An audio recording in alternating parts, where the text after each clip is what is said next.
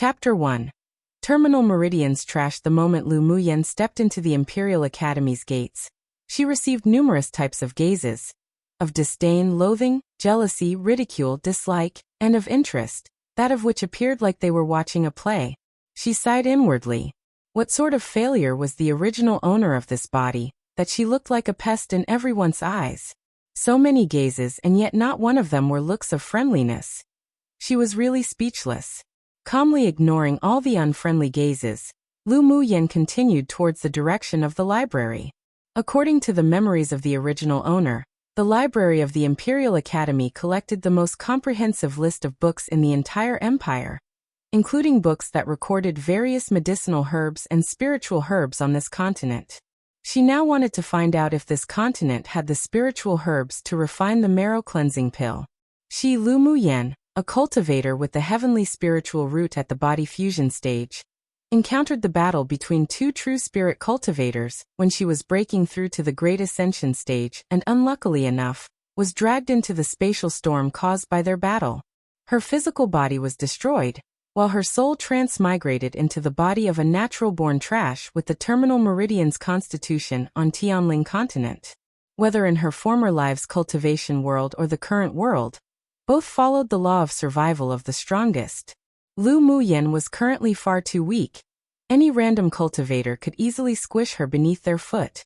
She desperately desired to increase her power, but if she wanted to recultivate, she was required to unblock all of the meridians in this body. Otherwise she couldn't even feel the spiritual force of heaven and earth in this world, not to mention absorb it to cultivate. And the only way to solve this problem was to refine the marrow cleansing pill and improve and eliminate this trash body. People with terminal meridians simply meant that their entire bodis meridians were blocked, unable to unclog, and no matter how hard they tried, they wouldn't be able to absorb the spiritual force in the atmosphere. At most, they could only cultivate until advanced phase sword apprentice in this world. On the way to the library, Lu Muyen could hear people judging. When one young girl saw Lu Muyen had passed by, she immediately went to her friend beside her, whispering, "Isn't that Lu Muyen?" Whyd she returned to the academy. Other than to chase after Qi Yixian, why else would she return to the Imperial Academy? Another person replied in disdain, "She still has the face to return, how shameless." There was derision in this girl's voice. That's right, Qi Yixian never gave her any good looks. Mentioning the name Qi Yixian, there existed a sliver of yearning in her voice.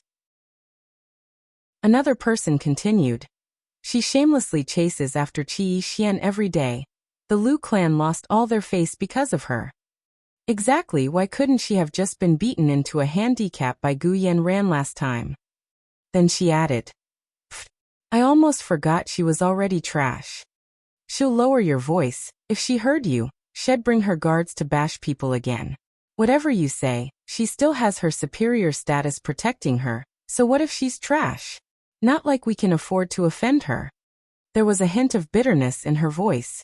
Lu Muyen rolled her eyes but didn't bother debating with them. Her most important thing right now was to improve her constitution. Without power as the premise, her days were truly miserable. Using the barbaric ways of the original owner of this body, as if she had a brain spasm one. To bully others was something she really couldn't do. But in reality, the original owner of this body wasn't really that unbearable. Since she inherited all the memories and emotions of the original owner, in Lu Muyen's eyes, the original owner simply loved a person she shouldn't have and used simplistic and idiotic ways to deal with interpersonal relationships. Her reputation was only ruined by scheming people. She wasn't a bad person. She actually pitied the original owner. She was born in the Lu clan that was brimming with prodigies, yet she was a person born with the terminal meridian's constitution. She didn't belong. Despite her strong background, it could never fill the loneliness and inferiority in her heart. So she used unreasonable and willful methods to hide her hopelessness and struggles. She licked her wounds alone, wounds from unobtainable love, eventually resulting in her willingly dispersing her own soul, and relinquished the body to the current Lu Muyen. The library was situated deep within the forest of red maple trees. Within the forest, arrays were installed, and only those who bore the customized student badge of the academy wouldn't get lost. A sea of fiery red maple leaves swayed with the wind. Beneath the sunlight, they were set ablaze, and even more gorgeous, forming a unique scenery within the academy. At the very end of the red maple forest stood a profound, ancient building. Lu Muyan's powers were inhibited after her soul transmigrated, and she had no cultivation base, but her soul was very strong, so she could use mental energy equivalent to the foundation establishment stage of her previous life. As such, she could perceive that there was a layer of energy protecting the library building. She also discovered that there were currently a few very powerful auras concealed within the building, probably belonging to the guardians of the library. The entrance to the library was open all year round. When she entered, she took out her student badge and gave it to the manager. After registering, she entered the inner room, followed the signs, and found a book titled Tianling Continent's Flora Record. Lu Muyan took the book from the shelf and scanned a few pages. In it, there weren't just illustrations, but also detailed explanations. A satisfied smile rose on her face. It was precisely what she needed. Come and read on our website Wuxia World site. Thanks. Then she arrived at a seat beside the window and began to peruse the book. The ingredients required for the marrow cleansing pill, red leaf lotus, snake saliva fruit, flame fruit, and spirit gathering grass, were all recorded, only their names were slightly different to what she knew in her previous world. But Lu Muyan frowned slightly. Based on her memories, 3 of the 4 spiritual herbs were easy to find. They would be present in higher-end apothecaries, but the flame fruit was rarely found on the market. If one desired it, they must enter the blazing mountain range that was situated on the border of Yanzhou country. Regardless, she swiftly browsed through the book, imprinting every detail in her mind for future use. Holding a badge rewarded to him, Qi Xian entered the library to seek for a suitable support-type technique for himself. Just as he turned to go upstairs, in his peripheral vision, he caught sight of a young girl sitting by the windows, quietly browsing through a book. The young girl dressed in a simple, elegant purple dress, and her smooth black hair was tied with a black ribbon behind her head. There wasn't a hint of makeup on her beautiful face, only emphasizing her exquisite facial features, while her pretty brows were slightly furrowed. Sunlight spilled on her from behind, and her whole body exuded a faint warmth beneath the soft light, while her temperament seemed as if one who had been baptized, transformed, into another who was peaceful, elegant, tranquil, and pleasant. Startled, Qi Yixian wondered, was this person really Lu Muyan? He couldn't match this girl with the one in his memories who liked to dress in gaudy clothes and adorn mature makeup. He contemplated a little longer, then turned and headed to the second floor. After finishing Tianling Continent's Flora Record, Lu Muyan found a few more books to read on the shelves that introduced Tianling Continent, and inadvertently found the Tianling Continent's Demonic Beast Record. Interested, she read the entire book and even memorized all the information. After stretching, she placed all the books back in their original places and left the library. Recalling the location of her residence in the academy, she quickly walked out of Red Maple Forest. Just as she turned left, a jarring, provocative voice entered her ear. "Oh, isn't this young Miss Lu? Why do you run so fast when you see our Yen Ran? Were you afraid of being beaten again?" Lu Muyan looked back and found 2 boys and 2 girls walking out from another part of the Red Maple Forest. The girl that spoke was considered pretty, wearing a glaring red silk dress that wrapped around her hot figure, with an obviously fake display of charm. At first glance, it was a woman with big breasts and no brain. Beside her stood a beautiful young girl with fair, tender skin, a shy smile on her face, and who wore a light yellow dress that gave her a gentle and refined temperament. Lu Muyan recognized them from memory. The red-clothed girl, Zheng Ro, was the official daughter of a wealthy merchant of the empire, while the other was that white flower too, Guyen Ran. Together with the girls, there were 2 men whose appearances were rather exceptional. One wore a stern face with a tall, straight posture, and was clothed in black, which generated a masculine temperament. His whole person exuded a cold and arrogant manly charm. He was precisely Qi Yixian, the original owner of this bodice most beloved. The other wore a luxurious purple robe with a handsome appearance.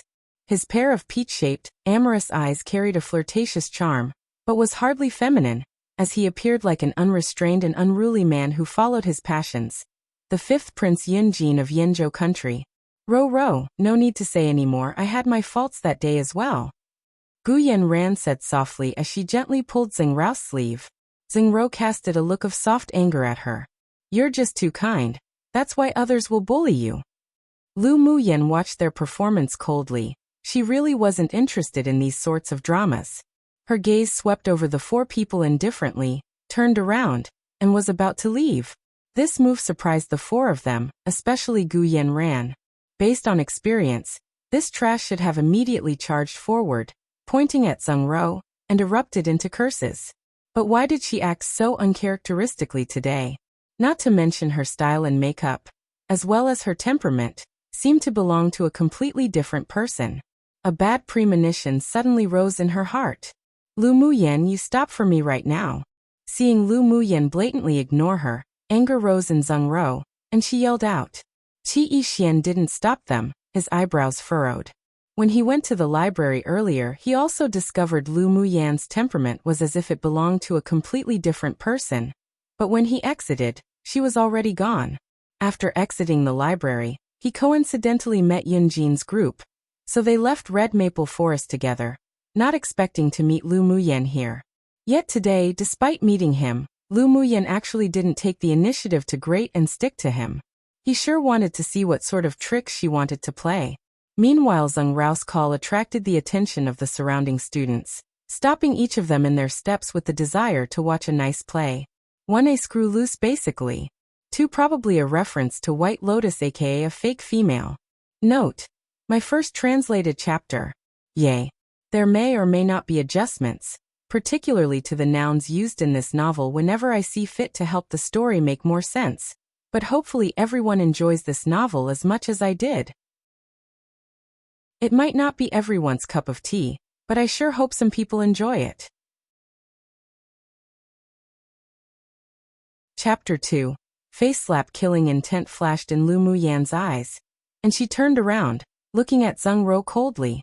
Zheng Rao was stunned by her gaze, then felt she couldn't possibly be afraid of the gaze of a trash.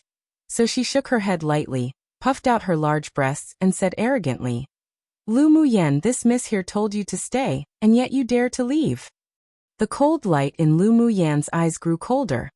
This woman exploited her relationship as Qi Yixian's distant younger cousin, and often bullied and oppressed the original owner of the body. Meanwhile, the original owner always conceded to give face to the Qi clan. But in turn, it allowed this big-chested, no-brained woman to grow exceedingly arrogant, acting self-important. Who do you think you are? If I want to stay, I stay. If I want to leave, I leave. Must I ask permission from the daughter of a lowly merchant? Disdain and ridicule oozed from her gaze. It wasn't that she belittled merchants, but that their overall status in Yenzhou country wasn't that high.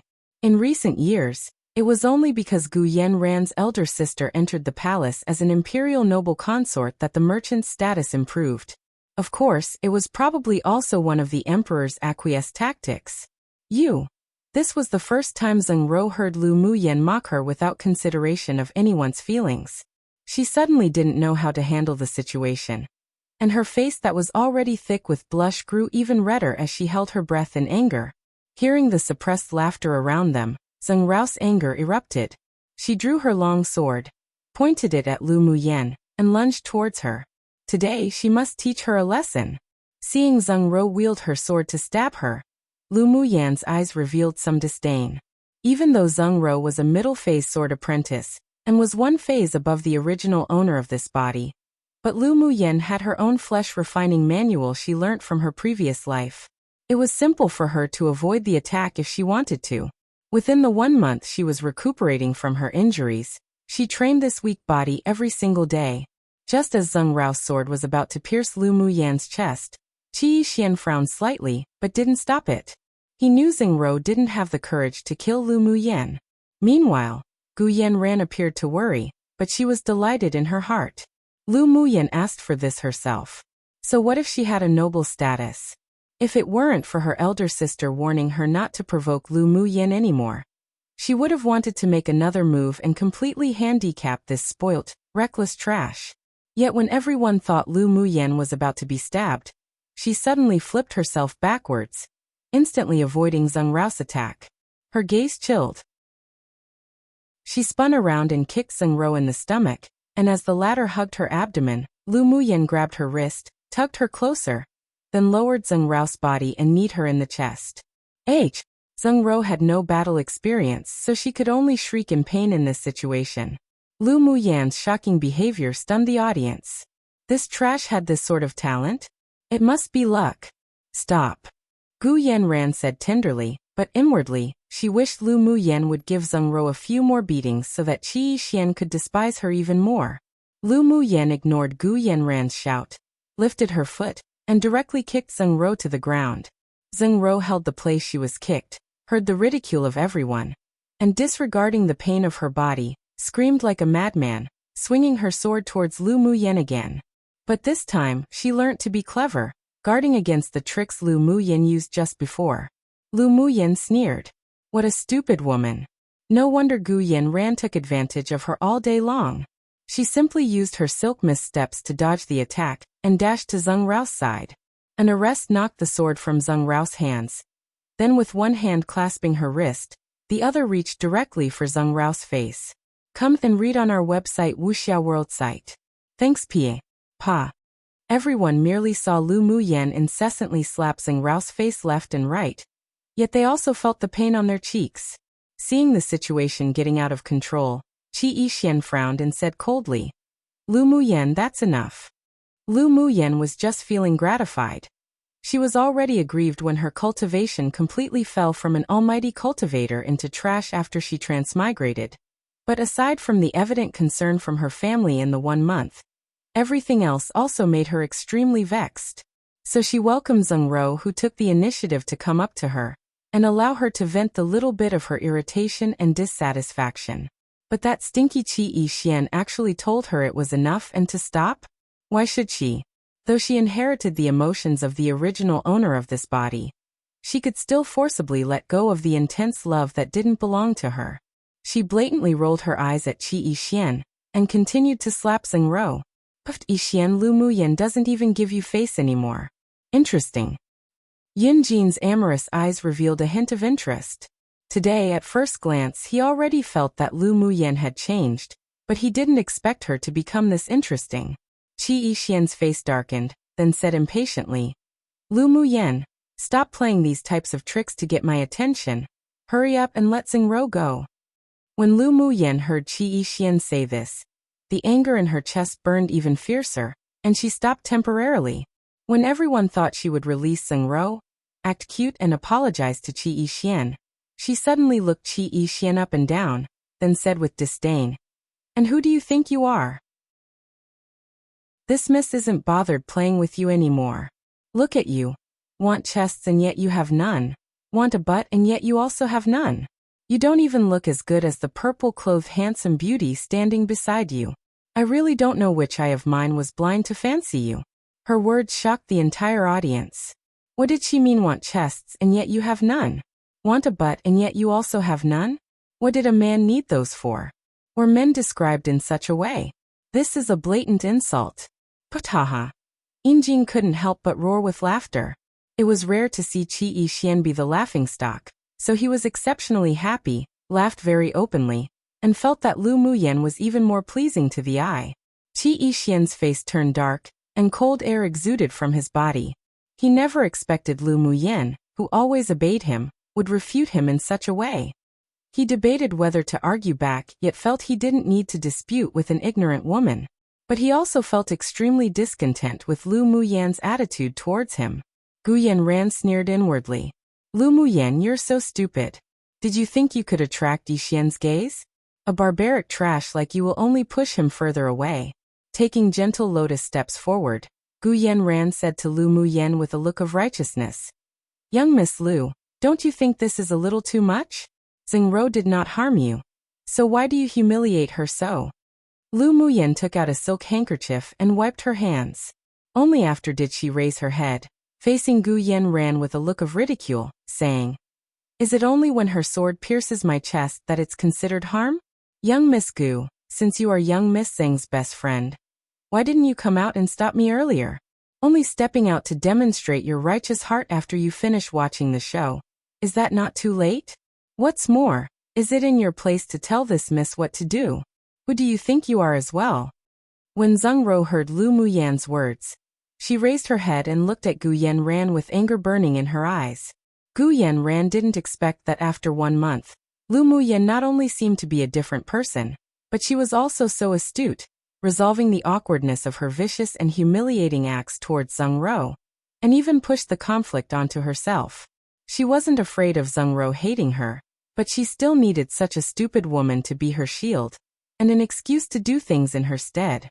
So young Miss Lu considers yourself reasonable for beating someone then? I saw Yi Xian stepping out to stop you, therefore I didn't. Who knew you wouldn't even give him any face today? Gu Yanran said in a gentle voice as if having been put in a difficult position, while acting considerate of Lu Muyan. If I stepped out, I feared that I would accidentally hurt you. If that harmed the harmony between the Lu clan and the Gu clan again, my sin would be too grave. Lu Muyao curled her lips, smiling. This woman was certainly conniving. She only said a few sentences and it tossed the criticism back to her. Chapter 3. A Challenge. What do you mean by you heard Yi Xian tell me to stop, so you didn't step out? Also, what do you mean you didn't think I wouldn't even give him any face today? Am I related to him in any way? It's not like I'm a shameful concubine of the Qi clan that can't be shown to public. Lu Muyan chuckled, and asked in reply disdainfully. Since Gu Yanran wanted to chat, she'll see it to the end. She wasn't like the original owner of this body, who could only use brute force to solve problems. Gu Yanran's face paled. She hated that lowly status the most. That's why she hoped to improve her strength in the Imperial Academy and eliminate her identity as a concubine. She wanted to become Yi Xian's official wife, and not some lowly concubine. Lu Muyan did well. She successfully roused her fury. You what? Nothing to say? I really don't know why the little concubine set by the Qi clan is still coming to the Imperial Academy to learn. The Qi clan sure is at ease. Are they not afraid of wearing a few green hats? It was utter nonsense, but Lu Muyan just wanted to irritate and provoke Gu Yanran. Hearing Lu Muyan's words grow more and more outrageous and unwarranted, Gu Yanran's face paled even more. She tugged at Qi Yixian's clothes and called him softly, looking wronged and delicate. Yixian. Lu Muyan, have you had enough? Whatever you do, I will never like you, just give up. Yan Ran will be a part of the Qi clan in the future. She's not someone that you can slander baselessly. Although Qi Yixian didn't have any romantic feelings for Gu Yanran, she was still the concubine that the clan set for him. Insulting her was equivalent to insulting the Qi clan. Especially the part about wearing a green hat. He just wanted to choke Lu Muyan to death when he heard it. Lu Muyan rolled her eyes, raised her eyebrow and sneered. Us two females are quarreling. What is a male like you butting in for? Or do you want to be known as the crazy house husband in the empire? This miss has no interest in you already. The person who liked you is dead. So please don't misunderstand and narcissistically think I still have feelings for you anymore. Humph, you sure are glib now. So unreasonable. Qi Yixian simply couldn't communicate with Lu Muyan anymore. She was absolutely unreasonable today. He couldn't outmatch her. Seeing that Qi Yixian clearly didn't want to continue to speak to Lu Muyan, glee rose in Gu Yanran's heart. She had always felt that Qi Yixian actually did care for Lu Muyan, but he just hadn't realized it yet. After all, they were childhood sweethearts. So that's why, ever since she enrolled into the Imperial Academy, she tried her best to deepen the conflict and completely destroy the relationship between the two. Now the idiot Lu Muyan actually said such things. Her schemes really didn't go to waste. But the debt of insulting her must be paid. Lu Muyan, you were too much. Was last time's lesson not enough? I want you to publicly apologize to me, or else I'll pursue this further. On the surface, Gu Yanran appeared to be slightly aggrieved, yet was unyielding as she looked at Lu Muyan. It made many men nearby pity her, and cast unkind gazes onto Lu Muyan. Lu Muyan folded her arms, raised her eyebrows lazily and said, Look at you deliberately showing off a delicate appearance. The men around you don't even need to drink alcohol, and they're already drunk for you. I think it's not far from wearing a green hat with such obvious seduction. And apologize in public? You think you're worthy with your status? And how do you plan on pursuing this further, You're courting death. Even though Gu Yanran was conniving, she was still only a 15-year-old girl. How could she endure such insults from her most hated person? Blinded by anger, she pulled out her sword and leapt at Lu Muyan. A smile flashed past Lu Muyan's face. She was waiting for this. She used her silk mist steps and glided around Gu Yanran. When her mental energy captured Gu Yanran approaching, her figure stalled, allowing Gu Yanran's sword to pierce through her left shoulder. Gu Yanran was taken aback for a moment before she was sent flying back from a wave of energy. Piu! A mouthful of blood spurted out. Gu Yanran held her chest and lifted her head, staring at the white-clothed man who suddenly appeared. Her pupils constricted. That man actually returned. All everyone saw was a white-clothed man who walked over slowly. He was extremely handsome, with a gentle temperament that carried a sense of otherworldliness like a fallen immortal. He simply flicked his sleeve earlier, and Gu Yanran was injured, showing his insane strength. The young woman was a jade beauty, and the young man was peerless too. This was the impression he left on others. Come and read on our website Wuxia World site. Thanks, Yener, are you okay? The white-clothed man walked to Lu Muyan's side, asking dotingly and in concern. Lu Muyan pressed her injured shoulder with a look of grievance, crying, "Big brother, you're finally back." This man that was like a fallen immortal was precisely Lu Muyan's blood-related eldest brother, Lu Mubai, and was also the entire Yanzhou country's peerless genius. He entered into the powerful ranks of the sword spirit stage at the age of 16. At 19 right now, he was already at peak phase sword spirit stage, was in the celestial class of the Imperial Academy, and was one of the most influential figures of the Academy. He was cold and indifferent, but he was exceptionally protective, especially towards his younger sister Lu Muyan, whom he doted on and cherished. A year ago, he left to train and gain experience. That's why so many people in the Academy dared to openly bully Lu Muyan. Senior Lu, don't you need to explain why you injured me without even asking who's right and wrong? The jealousy and unwillingness in Gu Yanran's eyes were quickly hidden by her. Then she asked Lu Mubai in a harsh, yet meek tone. Lu Mubai didn't even bother to look at her, took out a bottle of medicine for physical wounds from his interspatial ring, and poured it on Lu Muyan's wound. After seeing the wound stop bleeding, he replied flatly, "So what if I injured you? A shameful outsider like you isn't even worthy of teaching my little sister. You two are using your status to bully others. If Lu Muyan doesn't apologize to me today, I won't let this slide. Otherwise I'll go straight to the emperor to ask for an explanation." Gu Yanran choked with teary eyes as if she had been wronged yet wanted to appear strong and unyielding against forces of evil. The corner of Lu Muyan's eye twitched. This woman was so deeply immersed in her character. She snorted coldly. "What does my big brother need to explain to you? The fact that you stabbed me today? I similarly won't let it slide." Lu Muyan thought a little more, then provoked Gu Yanran, saying coldly, "Since you're that powerful, how about we have a fight after 3 months during the Academy's annual competition to see who's stronger? If I lose, I'll apologize to you in front of the whole Academy. If you lose, you'll admit that you plotted against me first, then purposefully injured me, and apologize to me. How about that? Do you dare?" "Sure." Gu Yanran honestly didn't know what was going on in that trash's brain. She actually wanted to compete against her in combat? What a joke. She was stronger than that trash by an entire stage. She definitely wouldn't lose. This was a perfect chance to ruthlessly trample on Lu Muyan, a noble, under her foot. She definitely wouldn't refuse such an opportunity. A trace of cunning flashed in Lu Muyan's eyes. She deliberately let Gu Yanran injure her, then took the opportunity to allow others to think she declared this challenge while emotional. On the day, she'll make sure Gu Yanran couldn't even cry. A few days ago, she received a message that Lu Mubai would return to the Academy today.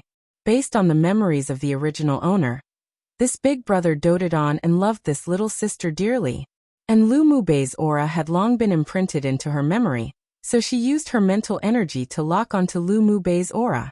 The moment she felt Lu Mubai near her, The moment she used her words to anger Gu Yanran, then proposed a competition.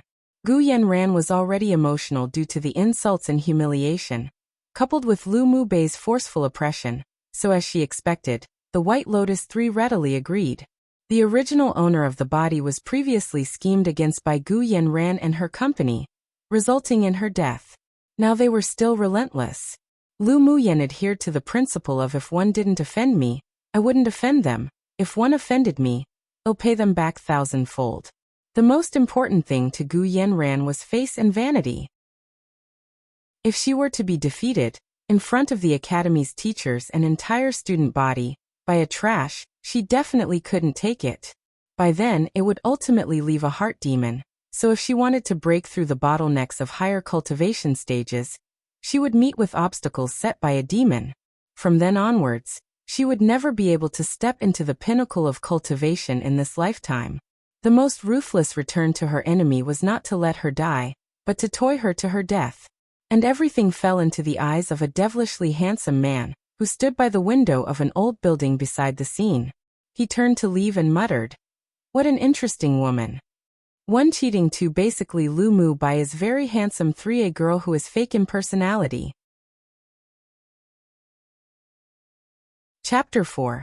Lu Mubai. After Lu Mubai took Lu Muyan and left, Qi Yixian and the others also left one after the other, leaving only some students behind, chatting. A few girls in the same class as Lu Muyan gathered. One of the plain-looking girls who dressed simply said, "Did Lu Muyan go crazy? She actually promised a fight with Gu Yanran. Was she trying to vie for Qi Yixian with Gu Yanran again?" "Yeah, she actually wants to fight for him against Gu Yanran. In what way could she compare to her?" Gu Yanran was currently an initial phase imp great sword master, and she was only an initial phase sword apprentice. I heard she only got there because the Lu clan spent a vast amount of money to buy high-grade medicinal resources for her. With her condition, she actually dared to initiate a challenge. Did she want to die? Another fancily dressed woman said with disdain. Another person stepped up and said bitterly, "It's because her identity's higher than Gu Yanran. After all, she's got an empress as an aunt, a marshal for a grandfather who helped found the country, and the imperial capital's god of war for a father." But even though Gu Yanran comes from a family of merchants, ever since her elder sister entered the imperial harem, she had always been favored by the emperor and rose to the imperial noble consort status after only 2 years. Plus her clan's the imperial capital's richest clan. While her status isn't higher than the trash's, it wasn't too low either and just worthy enough for Qi Yixian. The fancily dressed woman continued. The first girl sneered. "Yeah, just last month she clashed with Gu Yanran and was accidentally severely injured. Who knew the moment she recovered, she'd shamelessly come back to the academy. But so what if her background was strong? Since she was unreasonably causing trouble, even if the Lu clan wanted to support her, they had no reason to. In the end it was the prime minister who became the peacemaker, and the case fizzled out. Was her brain actually kicked by a donkey? She even dared to propose a challenge. Was she not afraid that the Lu clan would lose all their face because of her? Who cares when the time comes? We'll just watch a good show." Lu Muyan and Gu Yanran's promised battle spread throughout the academy within only 1 day, and similar gossip could be heard everywhere within the academy. The unanimous thoughts were that Lu Muyan's brain had a stroke, she was looking for a beating, and was probably trying to play some sort of tricks to attract Qi Yixian's attention again. Basically, everyone in the school was waiting for a good show. After Lu Mubai bandaged Lu Muyan, he looked at her with concern and asked, "Why do you want to fight Gu Yanran? You aren't her opponent." "Right now I'm not her opponent, but I will be after 3 months. Don't worry, big brother." Ever since Lu Muyan inherited the memories of the original owner, and agreed to live well in her stead, she was trying to integrate herself into the Lu clan, and treat the people of the Lu clan as true family. Lu Mubai looked at Lu Muyan with a complicated expression. His little sister actually changed. When Lu Muyan was born, the imperial capital's divine seer told them that she would encounter a life and death situation at 15 years old, but once she successfully overcame the situation, she'd be enlightened and completely change. Their family was told not to be surprised as this was a fortuitous opportunity, and she may even be able to walk the path of the strong because of that. Now he couldn't help but believe the result of the divine seer's divination, though a sister like this assured him even more. Then how do you plan on surpassing her? Have you thought it through? Lu Mubai asked with a soft smile. When Lu Muyen first entered this body, half dead and in a conscious coma, she overheard her mother talk about how there was a person who divined that when she turned 15, her personality would change drastically. Therefore, she gradually revealed her true nature without concealing anything, and let the members of the Lu clan slowly adapt to her as their daughter. Even though this was the first time she saw Lu Mubai, but because she inherited the original owner's feelings, she felt close to this big brother of hers. Lu Muyen pretended to be confused, as if recollecting something. After thinking for a while, she said, "Big brother, when I was injured and unconscious, I dreamt that I went to another world. There the cultivation system was different to ours. I felt like I experienced thousands of years and learnt a lot of things, one of which was the marrow cleansing pill that could change Terminal Meridian's constitution. Come and read on our website Wuxia World site." Thanks seeing shock in Lu Mubei's eyes, she continued, "I could eradicate my Terminal Meridian's constitution completely, and the blocked meridians could be unclogged as long as I take the marrow cleansing pill." Really? That's fantastic. Do you know what ingredients are required for this type of pill? Lu Mubei's eyes were filled with joy and excitement. Lu Muyen nodded. "I know, and I can also refine it. I went to the Academy's library today to research. Even though the names of the spiritual herbs between the two worlds were different, according to the medicinal properties and the illustration on the books, they were definitely the same thing. Yenner, it's a blessing in disguise this time. What spiritual herbs do you need? Write it down. Big brother will go find it for you." Lu Mubai caressed Lu Muyan's head with a gentle smile. Lu Muyan didn't dislike this gesture. Then she wrote down the names of the spiritual herbs and handed it to Lu Mubai. "These are the herbs. The rest are fine, but the flame fruit is a bit troublesome." After reading the list of herbs, Lu Mubai frowned slightly. "The flame fruit is definitely a little troublesome, but little sister, don't worry, I'll definitely find it for you." "Thank you, big brother. I'll also look for it as well. Before the battle, I'll definitely refine the marrow cleansing pill and improve my constitution. At that time, I'll also take back the stage I lost last time." A layer of coldness surfaced in her eyes. Lu Mubei's face darkened and he nodded. Recently the Gu clan has been very arrogant. Even Auntie in the palace is being suppressed by Imperial Noble Consort Gu.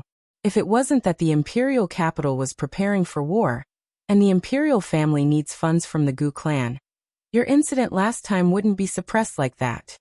When Lu Muyen was injured by Gu Yenran last time, Lu Mubai happened to be out training. There were two main reasons why the Lu clan didn't pursue it until the end.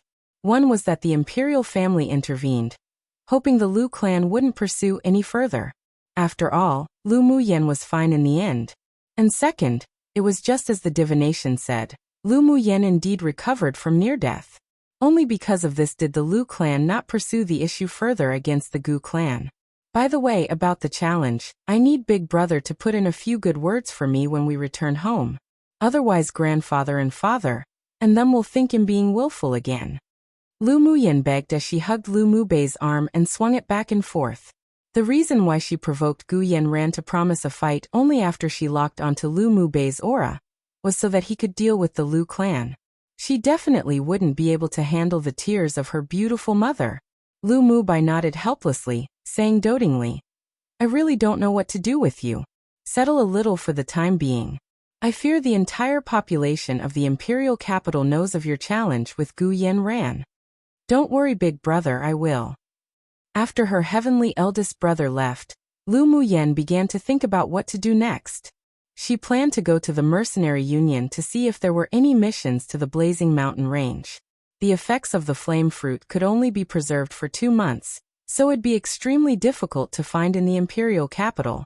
Instead of wasting time waiting without certainty, it was more reliable for her to seek for it herself. She initially wanted to go home, but realized that if she went home now, she'd definitely be interrogated about the issue regarding the battle, and might even draw out her mother's tears. so she decided she might as well not to return home for the time being. She'd return after Lu Mubai spoke with them. Her residence was situated in a serene area. It was an independent, small courtyard, and was a place specifically provided to children and disciples of meritorious clans by the imperial capital. It was a symbol of identity and status, and wasn't something that could be bought with money. So it stirred the jealousy of many people when a weak person like Lu Muyen could inhabit this courtyard. Gu Yanran and Zheng Ro were amongst them. After viewing the courtyard, she immediately collapsed onto her bed and fell deep asleep. She was very tired today.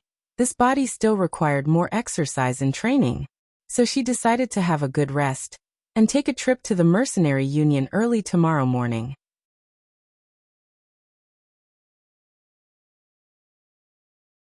After that, he raised his head and asked, "Do you have a requirement for when the mission was issued?" "Recently issued, best if it's a party mission." Lu Muyen replied. The young man nodded, searched a while longer, then pointed at the book and said to Lu Muyen, "There are two fitting your requirements. One is a rank 3 mission where you need to enter deep into Blazing Mountain Range and capture a tier 3 fire-type demonic beast. But even though this mission's rich in rewards, the cultivation base of the mercenaries who participate must be at least advanced phase sword apprentice." The man paused, then continued. "There's another rank 2 mission which requires the party to enter the Blazing Mountain Range, hunt 30 tier 2 fire spirit rats and retrieve their crystal cores. The only requirement is that they're at or above the initial phase sword apprentice stage." Lu Muyen thought about it. She wanted to participate in the first mission as well. It was rumored that the flame fruit was found only deep in the periphery of the Blazing Mountain Range, but her cultivation base wasn't high enough for the mission. She mused a bit, then asked, "Apart from the first task requiring a great sword master, can anyone else participate?" The young man looked at Lu Muyen with a little surprise, then said after a pause, "They were also recruiting experienced physicians, and they must be at or above advanced phase sword novice." "Physician? How do they judge if one was eligible to participate or not?" A glimmer of joy flashed in Lu Muyen's eyes. She was actually qualified for the position of a physician. In her last life, when she reached a bottleneck at the celestial stage, she incarnated as a mortal and entered the secular world to comprehend the path of the heavens. There, she met a mortal genius doctor who taught her the art of the golden needles, and naturally, she learnt all the medical skills. After tempering the void within herself, she didn't just discard her medical skills, but instead applied it to her own golden needles method she created herself, and also improved a lot in alchemy. This time the organizer is Yi Qinghan, the young heir of the Yi clan. If you want to participate in this mission, you need to go to the Mercenary Union's second floor to accept a special personal assessment set by their clan at the Mercenary Union. Lu Muyen nodded, took out 10 silver coins and handed them over, saying, "I want to register as a mercenary, please register for me."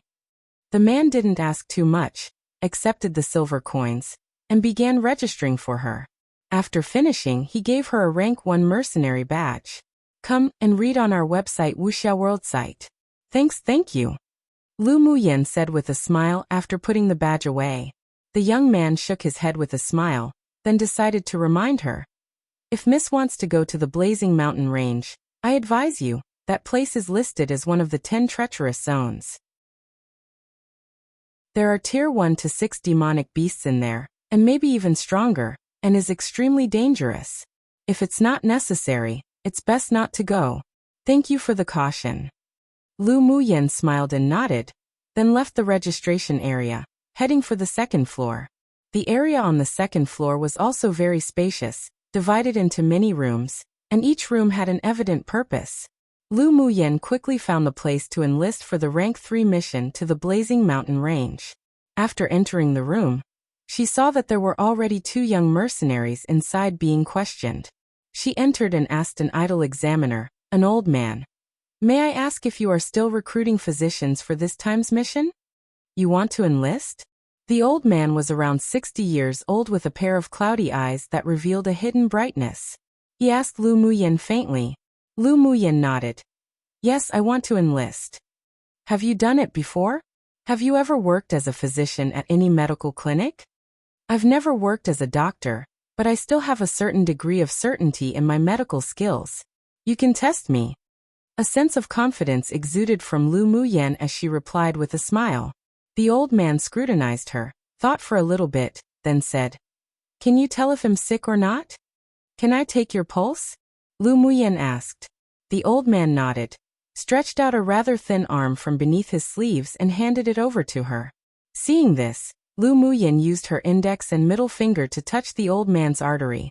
After a short while, Lu Muyen retracted her hand, her eyes filled with solemnity, and said to the old man, "You suffered an extremely serious internal injury 10 years ago and it injured your organs. Your meridians are also blocked because of the sword aura."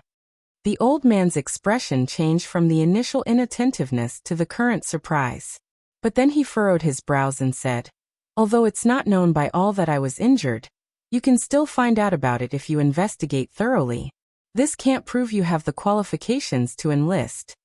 Lu Muyen chuckled softly, then brought her lips beside the old man's ear, and said in a voice only the two of them could hear, "Not only are your meridians blocked, but your cultivation also halted. There'll be a day every 3 months where your old ailments flare up, and you'll feel pain to the bones, preferring to die than to live." The old man's eyes widened and stared at the beautiful girl adorned with a large smile.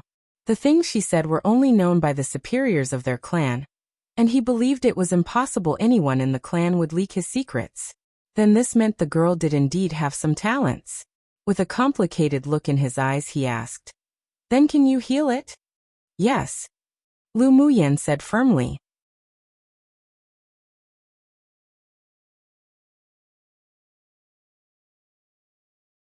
Seeing the time of day outside, Lu Muyen said, "I'll return now. Observe the results of my treatment tonight. I'll come back tomorrow morning." "Very well. This old man is looking forward to the results of mistreatment," the old man said with a rare smile. By the time Lu Muyen returned to the academy, it was already the evening. After briefly eating some food, she knocked out on the bed. The spiritual energy within her already dried up, and she was mentally and physically exhausted, so she could only temporarily supplement her stamina through sleeping.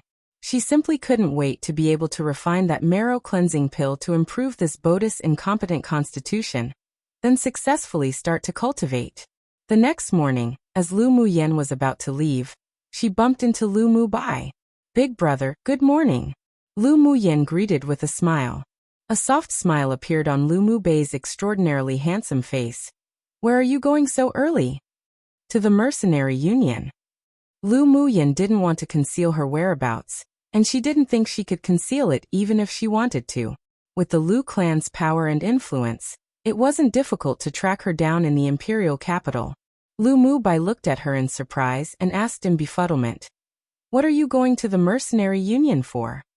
"Come and read on our website Wuxia World site." "Thanks, I accepted a mission to the Blazing Mountain Range. I want to go see if I pass today." Lu Muyen replied with a smile. "Nonsense. Is going to the Blazing Mountain Range a game to you? Do you know how dangerous it is there?" Lu Mu Bai's expression chilled and scolded her. Lu Muyen understood that Lu Mu Bai was being considerate of her, so she didn't mind his dissatisfaction. She stepped up to tug at Lu Mu Bai's sleeve and said mischievously, "Big brother, I want to get rid of my reputation as trash as soon as possible, but the search for the flame fruit's hopeless, so I might as well initiate the attack instead of waiting passively." "Who said the search for the flame fruit's hopeless? I came today specifically to tell you that I'll be heading to the Blazing Mountain Range in 2 days to help you find the flame fruit. You just stay in the imperial capital." A look of helplessness rose on Lu Mu Bai's handsome face. Lu Muyen shook her head. "Big brother, if a fledgling wishes to soar through the vast sky, then they must first learn to fly by themselves. I want to become stronger, but I don't want to rely on you guys to grow. And this time, I'm going with the Yi clan to the Blazing Mountain Range, so it's not too dangerous." She hugged Lu Mu Bai's arm and shook it again, continuing, "Please just let me go. I promise to come back safe and alive." Yinner, just why are you so stubborn?" Lu Mu Bai sighed, looking at his little sister dotingly and said, "Then I'll accompany you."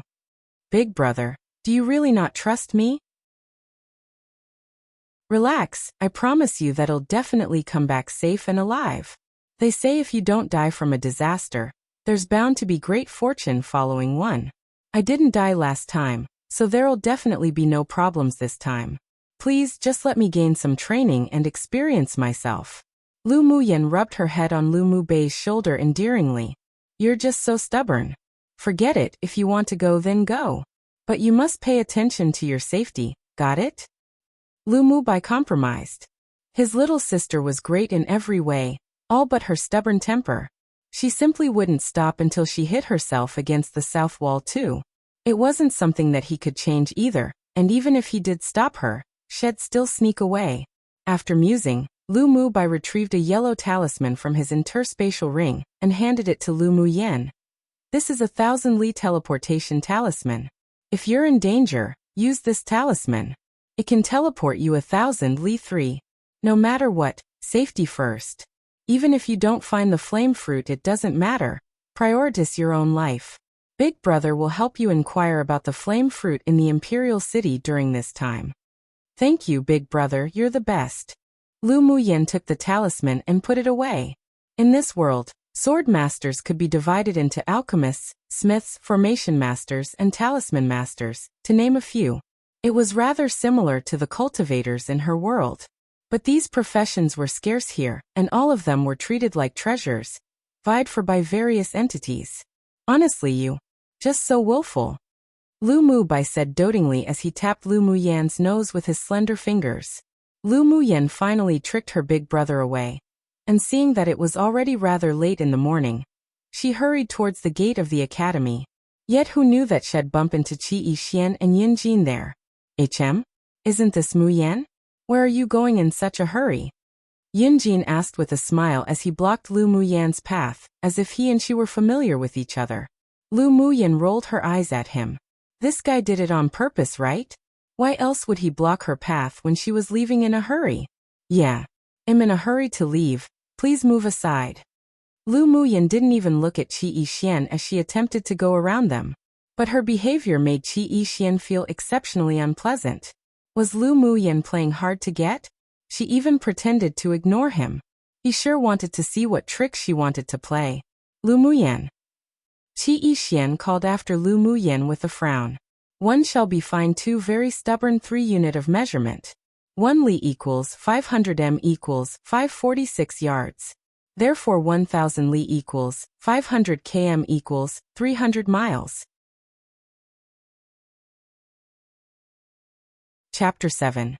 The mercenaries' mission. Seeing that the promised time was arriving soon, yet these two people were still here chirping around, she looked at Qi Yixian impatiently and said, What? If you have something to say it. If you need to fart, then hurry up and fart. You Lu Muyan, do understand that you're a female, don't keep acting so unfeminine every day. Qi Yixian didn't expect that Lu Muyan would be this impatient and rude to him. But why was it that when he looked at her simple and delicate appearance in her elegant purple dress, he suddenly remembered the times when they were younger? That cute little girl who would chase after him calling Big Brother Xian. Since when did their relationship become like this? While Qi Yixian was lost in his own world, Lu Muyan said sarcastically, without giving him any face, Who are you to me? What does it matter to you whether I behave and look feminine or not? There's something wrong with you. She didn't wait for Qi Yixian to reply and quickly went around them. Qi Yixian's eyes revealed faint surprise as he stood there, staring at the purple figure leaving their sight, with Yin Jin who looked as if he was watching an interesting play. Lu Muyan cursed Qi Yixian inwardly as she hurried. That damnable man. What was he doing acting so arrogant and self-righteous in front of her? He really thought he was someone important? Lu Muyan's feelings for Qi Yixian were very complicated. Sometimes she would despise him, yet her heart would also throb for him from time to time. Although the original owner of this body made the decision, willingly, to completely dissipate, but that strong love for Qi Yixian still remained within her body, and was inherited by her. That's why every time she met Qi Yixian, she needed to consciously suppress the strong feelings for him that was left behind. So she didn't want to see Qi Yixian even more. Yixian, I don't think Lu Muyan's playing hard to get. Do you remember that rumored divination? Yin Jin's eyes were filled with interest. He was currently very fascinated by Lu Muyen, so he hoped that she wouldn't disappoint him. Qi Xian nodded with a frown. Clans like theirs definitely knew about the divination from 16 years ago, one made by the divine seer. It seemed that the divination came true.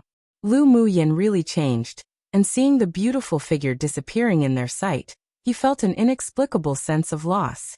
Then he shook his head and laughed in ridicule at himself. When Lu Muyen arrived at the mercenary union, the agreed time had already passed. She cursed Qi Xian and Yin Jin again inwardly. The moment she entered the door, she found one of the juniors from the Yi clan she met yesterday waiting in the lobby. Miss, you finally arrived. The elders have been waiting upstairs for a while now.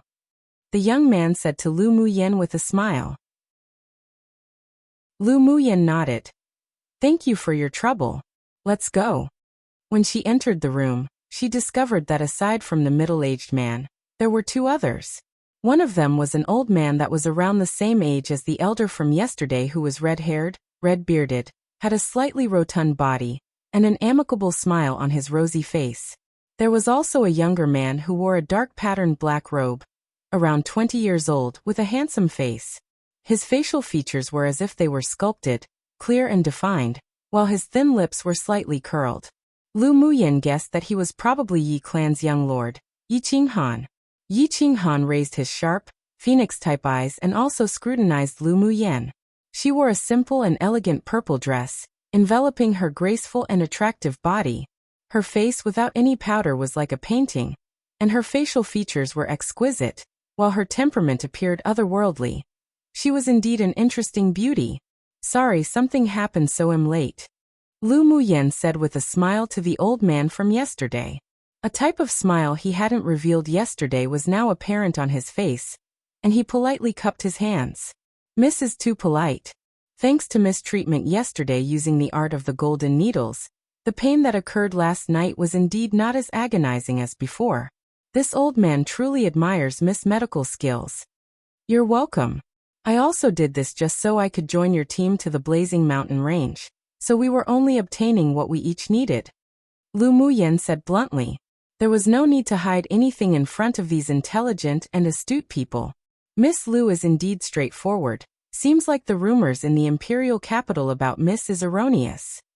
Yi Qinghan's voice was mature and magnetic, very pleasant. Lu Muyen smiled softly. Since you know that I'm Lu Muyen, then aren't you afraid that this trash here is playing with you? Come and read on our website, Wuxia World Site.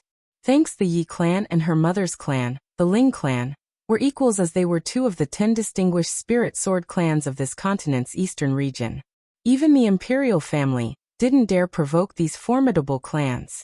If a man blessed enough to be born into such clans like Yi Qinghan were to investigate her, it'd be as easy as blowing off dust. The fact that you could control old Lu's chronic illness from recurring proves that you indeed have some real abilities. Listening and believing is not my style. I only believe what I see. The process is not important. I'm more concerned with the results. Yi Qinghan raised an eyebrow as he said with a faint smile. He naturally knew of that divination about Lu Muyen. Divinations from the divine seer were never wrong, so towards Lu Muyen's change, because of the divination from 15 years ago, even he felt it was only a matter of course. Naturally, why Lu Muyen knew the art of the golden needles had to do with her own fortuitous encounters, so he wouldn't ask. Then do you mean that I'm qualified to participate in your mercenary mission? Lu Muyen raised an eyebrow. Yi Qinghan chuckled. Naturally. Our mission his time lacks a good physician. We welcome your participation. I'm the leader of this mission, Yi Qinghan. When will we leave? Lu Muyen asked with a smile. Best to leave as soon as possible. Yi Qinghan glanced at old Lu and the others and said. Initially we were planning to wait until the third day after old Lau's chronic illness flares up, but now we decided to leave tomorrow. Is that fine with you? That's fine, then it's settled.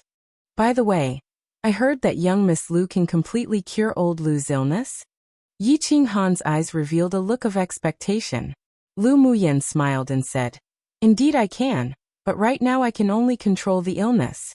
If you want me to completely cure it, You need to pair the needles with medicine. 3 sessions should be enough to treat and fully recover. Then does young Miss Lu have any conditions? Based on Lu Muyan's background, not to mention how pampered and cherished she was in the Lu clan, she wouldn't risk going to the blazing mountain range for the puny 30,000 gold coin reward, unless there were some secrets. Admiration flashed by in Lu Muyan's eyes. This man was indeed smart. She also preferred straightforward transactions. I require the flame fruit. After you guys help me obtain the flame fruit at the blazing mountain range, I can treat old Lu. Of course, if I end up not finding the flame fruit, I can only say I'm unlucky. I'll still treat old Lu. As for an exchange, we'll talk about it then. Well, either way, I won't make it difficult for you guys. Very well, I agree. A smile rose on Yi Qinghan's handsome face. Even though the flame fruit wasn't easy to obtain, if it could be used in exchange for old Lu's health, then they still benefited from this. Not to mention, whether it was Lu Muyan's background or her very person, he felt that she was worth befriending. With such a beauty as company, their journey to the blazing mountain range wouldn't be boring anymore either. Then tomorrow at dawn we'll gather here and leave. Yi Qinghan thought for a moment, then smiled and added, Don't be late tomorrow, young Miss Lu. Lu Muyan rolled her eyes at him. What a petty man. I know, see you tomorrow. I still need to make some preparations, so we'll leave first. Lu Muyan said with slight annoyance. Yi Qinghan's deep black eyes were colored with a smile, nodding. See you then. One original says 16 could be typo from author. Note, since it's the weekend, it'll publish for all together over Saturday and Sunday edit. Cry, I reread it just now and didn't think I spelt Yi Qinghan's name wrong so many times. It's not Yi Qingyan. Chapter 8. The blazing mountain range. Before sunrise the next morning, Lu Muyan went to the mercenary union. When she arrived, Yi Qinghan and the others were already there. Young Miss Lu sure is punctual today, Yi Qinghan said with a smile, looking at the purple-clothed woman walking towards them. Lu Muyan arrived and shrugged her shoulders. I'm afraid that if I'm late, you guys wouldn't wait for me. You're our physician. Even if we don't wait for others, we must wait for you. Yi Qinghan smiled. The two chatted a few more, then the team was ready to leave. They rode the Tier 1 demonic beast, Tailwind Horse, as such they could decrease the time going back and forth. Yi Qinghan and his party consisted of 6 people. Aside from Yi Qinghan, Lu Muyan only recognized old Lu. In addition to them, there was a young cold beauty and 3 other young men. 2 of the young men appeared to be hired mercenaries. The continent where Lu Muyan was located was named Tianling Continent, consisting of the 4 major regions, the eastern, western, southern and northern regions, as well as countless large and small regions. Every region also had numerous large and small countries. Yanzhou country was considered a country with strength in the middle-low range within the major eastern region, and one of Tianling Continent's 10 treacherous zones was located right within its border, the famous Blazing Mountain Range. It took 5 days to arrive at the Blazing Mountain Range from the imperial capital on the backs of the Tailwind horses. During the 5 days, Lu Muyan and the others only stayed at an inn 2 of the nights, while they slept in the open for 3 of them. The Blazing Mountain Range was rich in cultivation resources, so even though it was considered one of the 10 most dangerous places, there were still many mercenaries and sword masters who came. Under normal circumstances, as long as one didn't traverse deep into the periphery, it wouldn't be too dangerous. Looking at the Crimson Mountain Range still far away, she already felt waves upon waves of heat rushing at her. Lu Muyan tugged the reins of her Tailwind horse and came to a halt. We've arrived at the Blazing Mountain Range. Yi Qinghan looked to the distance with a smile. Because they rushed all the way here, Lu Muyan's spiritual energy had long dried out again.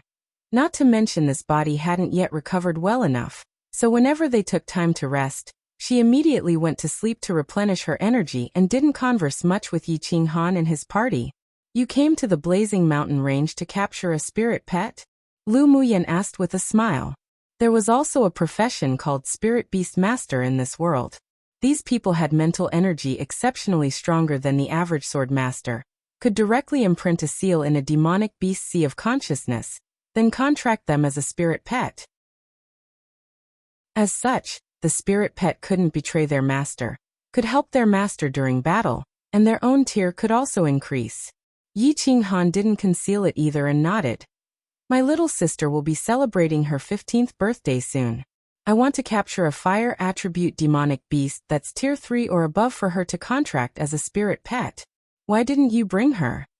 Lu Muyan wondered and asked. Her boat is not in good health, that's why it's up to me. When mentioning his little sister, his gaze grew softer. Then, suddenly realizing something, he turned to Lu Muyan asking, Young Miss Lu, you're very skilled in medicine. Could you cure fetal poison? Fetal poison? So it's because she was poisoned in the womb that she's in bad health?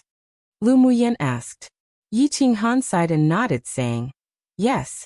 She was poisoned when she was in the womb. And many physicians said she couldn't live past 20 years old. That's hard to say. It wasn't that fetal poison was incurable, but I still need to see your younger sister for the specifics to be able to make a decision. Lu Muyan was still confident in her medical skills. If she could successfully reach the foundation establishment stage of her previous world, and use her spiritual energy paired with medicine, it wasn't difficult to treat that kind of fetal poison. Yi Qinghan's eyes lit up. Having hope was better than determining that it couldn't be cured. He said sincerely, Then can young Miss Lu have a look at my little sister? Payment's not a problem.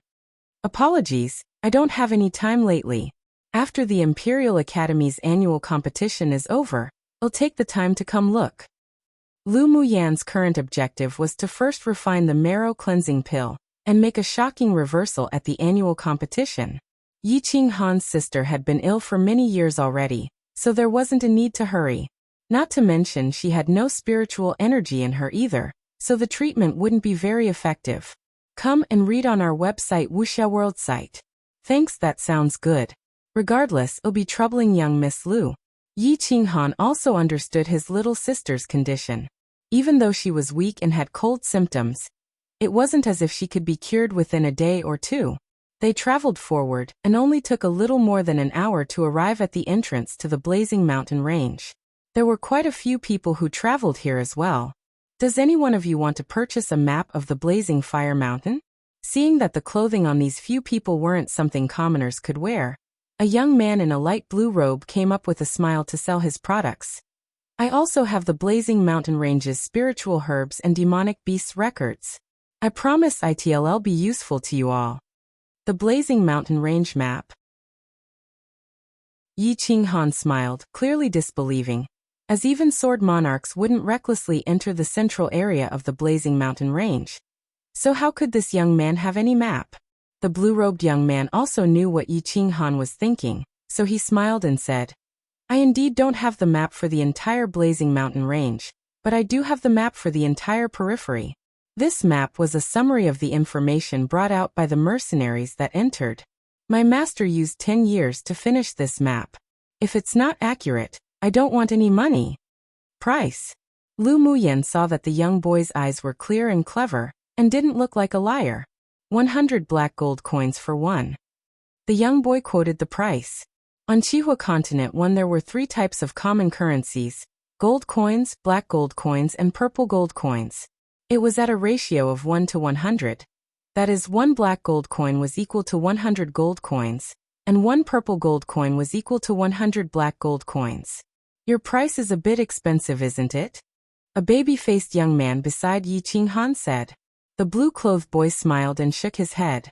My price corresponds to the quality of the product. This map isn't some fake like the others. I've been here selling maps for more than a year. If it's not accurate, you can come back to find me. Are the spiritual herbs and demonic beast maps you have also of the periphery? Lu Muyan was more interested in them. I have everything on the periphery. I also have a map on the border between the periphery and the outer ring of the forest. But the price is more expensive, but I can also promise accuracy. The blue-clothed young man said with pride. This was the crystallization of his master's 10 years of work. Lu Muyan showed interest and asked, Then are the locations of where the spiritual herbs grow and where the demonic beasts roam also accurate? The booklet only records the approximate location, and can't determine the exact position. If you want to search for them, you can only go according to the location.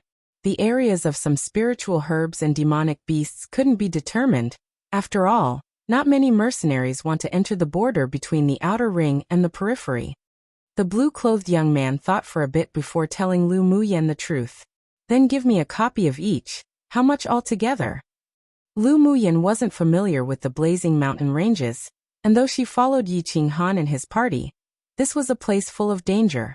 If they were separated, she had an extra guarantee.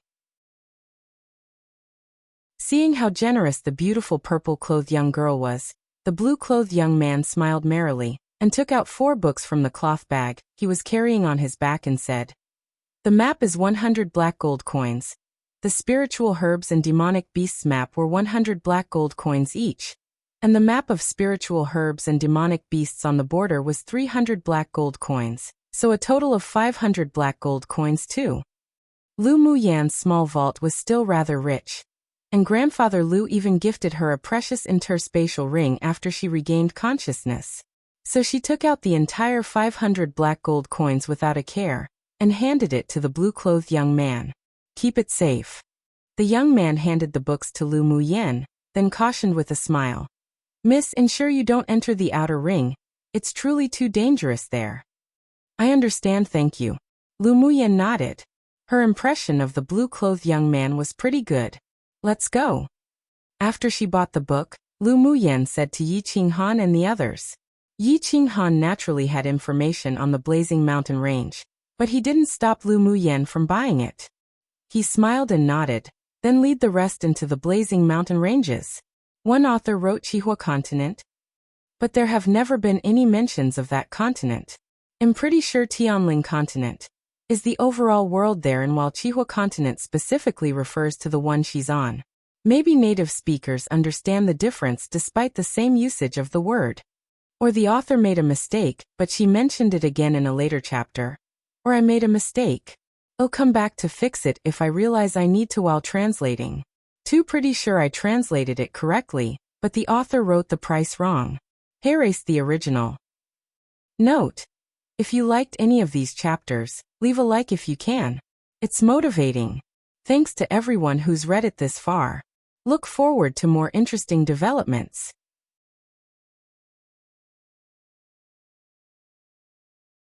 Chapter 9. The female servant seeks trouble. They rode their tailwind horses one through the entrance, and they didn't travel too far before arriving at the foot of the mountain range. The mountain range was covered in dense trees spreading across the area, and there were even circles of thorn bushes before them. They could only abandon their horses and enter. The tailwind horses could only come here. We need to continue by foot. Yi Qinghan dismounted the horses, moving elegantly. Lu Muyen nodded and also dismounted. Then she heard Yi Qinghan blow a whistle. Following, the 7 tailwind horses vanished from their view. These tailwind horses are quite intelligent. Are they all your spirit pets? Lu Muyen didn't know a lot about the spirit beast masters of this continent. She once obtained a manual from the Beast Tamers sect. She wondered if it worked or not for this world's demonic beasts. Yi Qinghan smiled and explained. Tier 1 demonic beasts like the tailwind horses aren't valuable enough to become spirit pets. We, spirit beast masters, use the strength of our mental energy to determine the spirit pets we contract. So a spirit beast master at the spirit novice tier could only contract 1 spirit pet, so on and so forth. But one could only contract a maximum of 10 spirit pets, so spirit beast masters want randomly contract a demonic beast to avoid wasting the quota. That is to say, spirit beast master clans like yours have other ways of taming tier 1 demonic beasts like the tailwind horse without a contract. After hearing Yi Qinghan's explanation, Lu Muyen had a general idea. Indeed.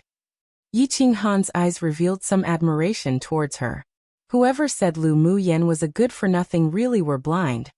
Making one point was enough for her to understand the rest, and she was also smart and charming. Such a woman was very attractive. Are tailwind horses hard to train? Before Lu Muyen could fly on a sword, she wanted to obtain one for travel.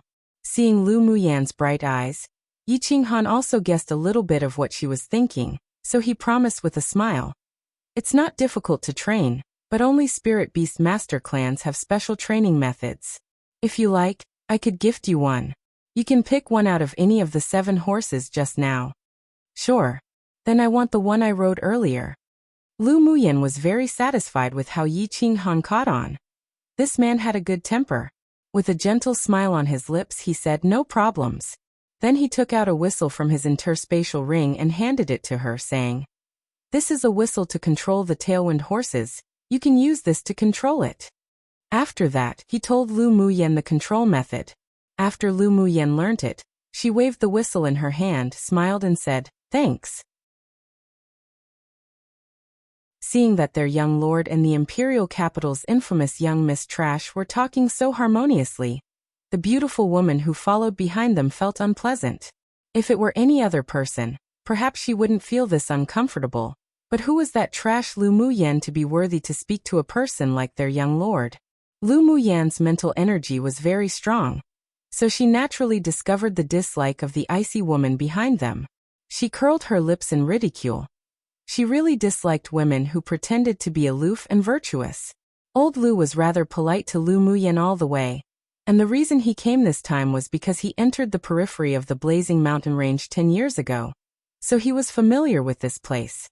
"Young Miss Lu, let's leave after a break," Yi Qinghan said considerately with a smile as he saw Lu Muyan's face growing pale, and a layer of sweat was dripping from her forehead. Lu Muyan felt truly helpless about the condition of her body.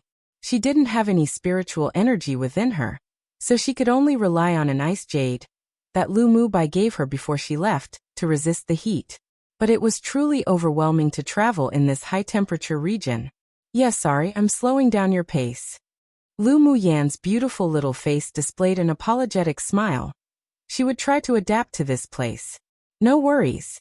Yi Qinghan smiled and told the others to rest in place. "Come and read on our website Wuxia World site." Thanks, the icy woman that came with them was called Yi Jing, a female servant to Yi Qinghan. Because she had good talent, she received training from the Yi clan, and was currently a middle-phase great sword master. Knowing you would drag people down and yet you still came, who knows what you're really thinking, trash. Seeing that the young lord was so considerate of and amiable to Lu Muyan, a trash, Yi Jing couldn't help but ridicule. Back when she was in the immortal cultivation world, very few people dared to offend Lu Muyan, not to mention ridicule.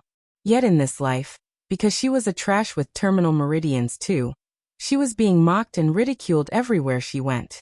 It really fitted that saying, "A tiger leaves its forest, ends up in the plains, and gets bullied by a dog." Your master hasn't even said anything. What's a dog like you barking about? Lu Muyan never had a tolerant temperament. In her life, she had never offered her right cheek over to be slapped after her left cheek was. Lu Muyan could naturally see that Yi Qinghan and old Lu didn't actually like this female servant. And with her own identity and background, she wasn't afraid of offending a female servant of the Yi clan. Yi Jing's face darkened.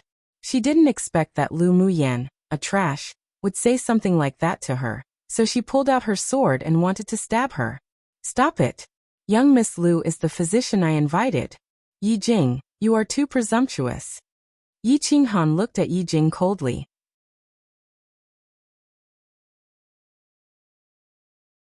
"Sorry for any confusions."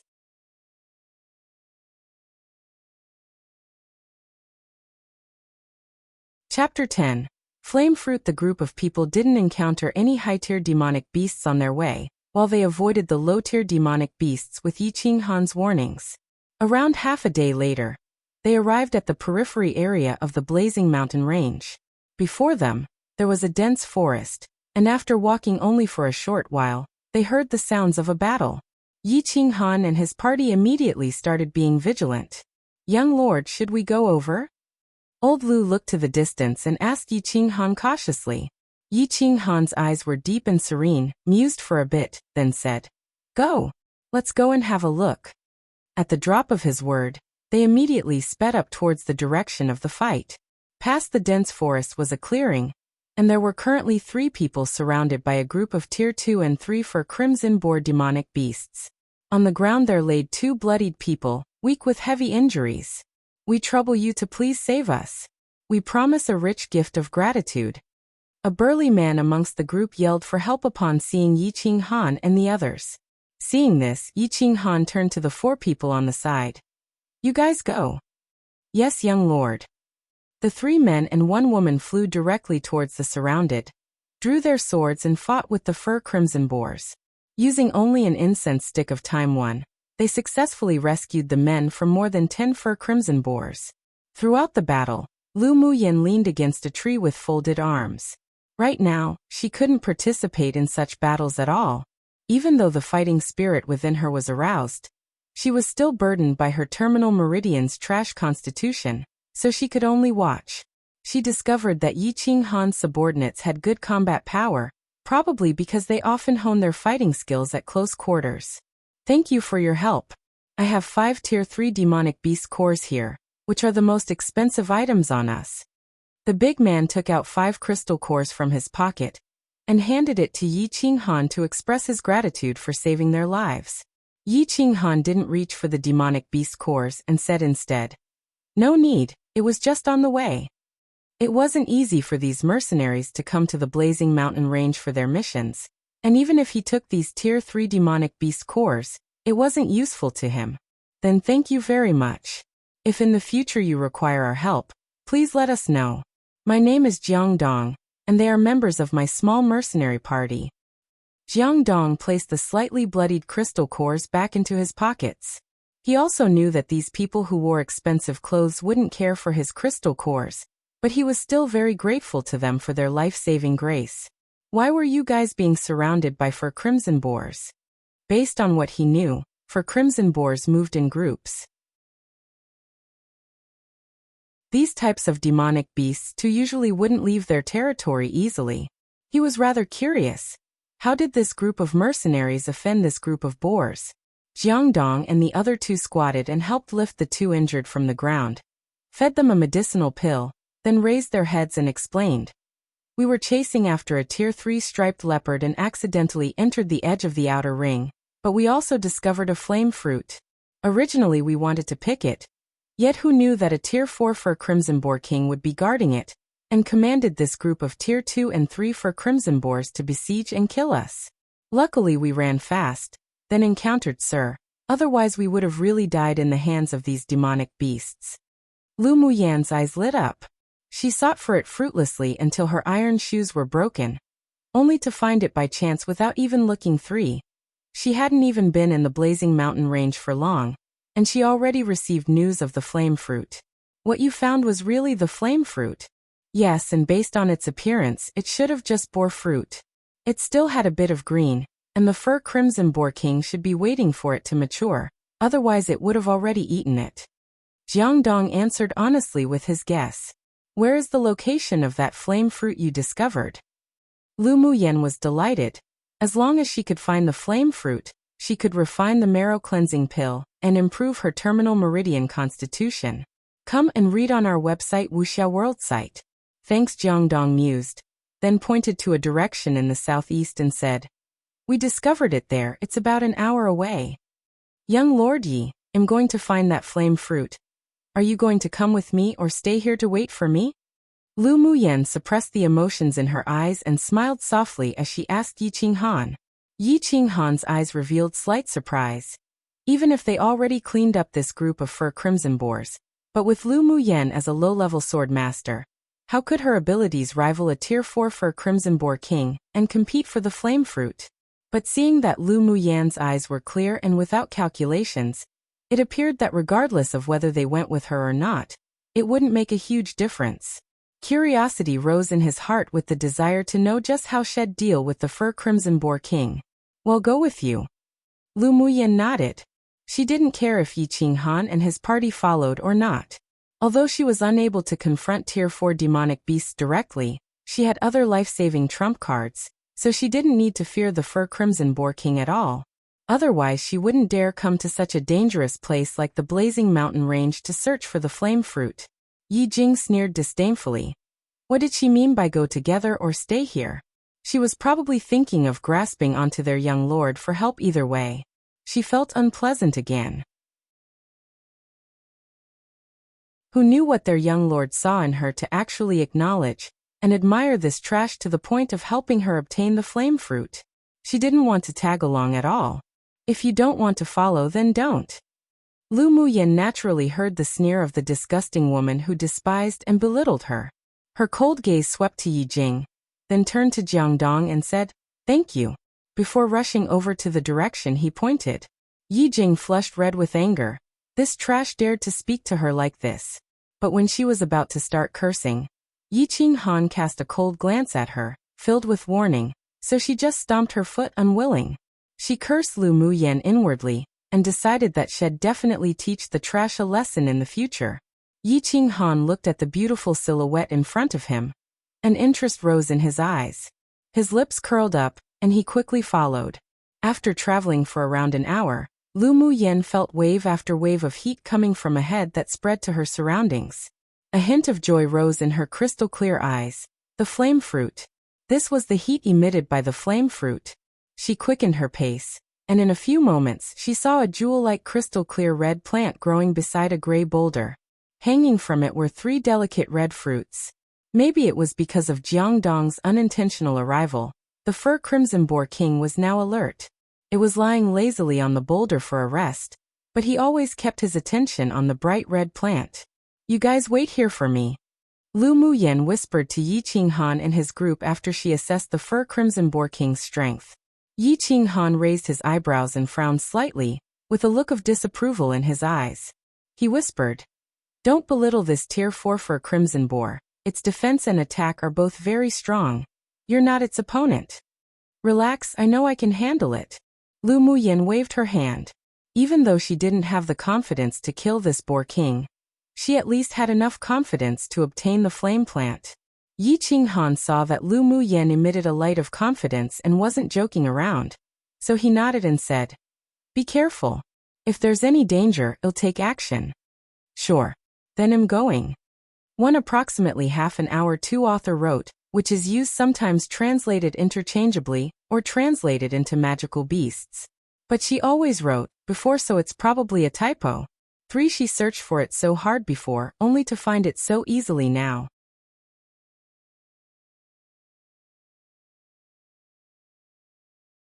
Chapter 11. Successfully obtained. After Lu Muyan finished speaking to Yi Qinghan, she used her flash steps and headed directly towards the fur crimson boar king. Flash Step was a manual that she obtained back in the immortal cultivation world. After successfully learning its entirety, one's figure would be as ethereal and invisible as the wind, as well as being extremely flexible and changeable. The speed was extremely fast, and whether it was escaping or changing positions during battle, it was definitely one of the best means to save one's life. Meanwhile, the fur crimson boar king that was lying on the huge gray boulder also discovered the purple shadow that was rapidly drifting over. Its eyes grew bloodshot, and it puffed 2 streams of hot air through its nose. It immediately stood up. Its hind legs kicked the huge rock behind him. Then it shot itself out like a missile, heading straight towards Lu Muyan. Right when the fur crimson boar king was near her, slyness flashed in Lu Muyan's eyes. She reached out her left hand, swung it, and a ball of paper immediately hit the fur crimson boar king's nose. The paper scattered and a bit of white powder spread through the wind, entering the boar's nostrils. The fur crimson boar king suddenly froze as if having a stroke and collapsed to the ground. Lu Muyan's lips rose in a smirk and utilized Flash Step to its limit. She swiftly arrived by the large gray boulder and without hesitation, she uprooted the flame plant and placed it directly into her interspatial ring.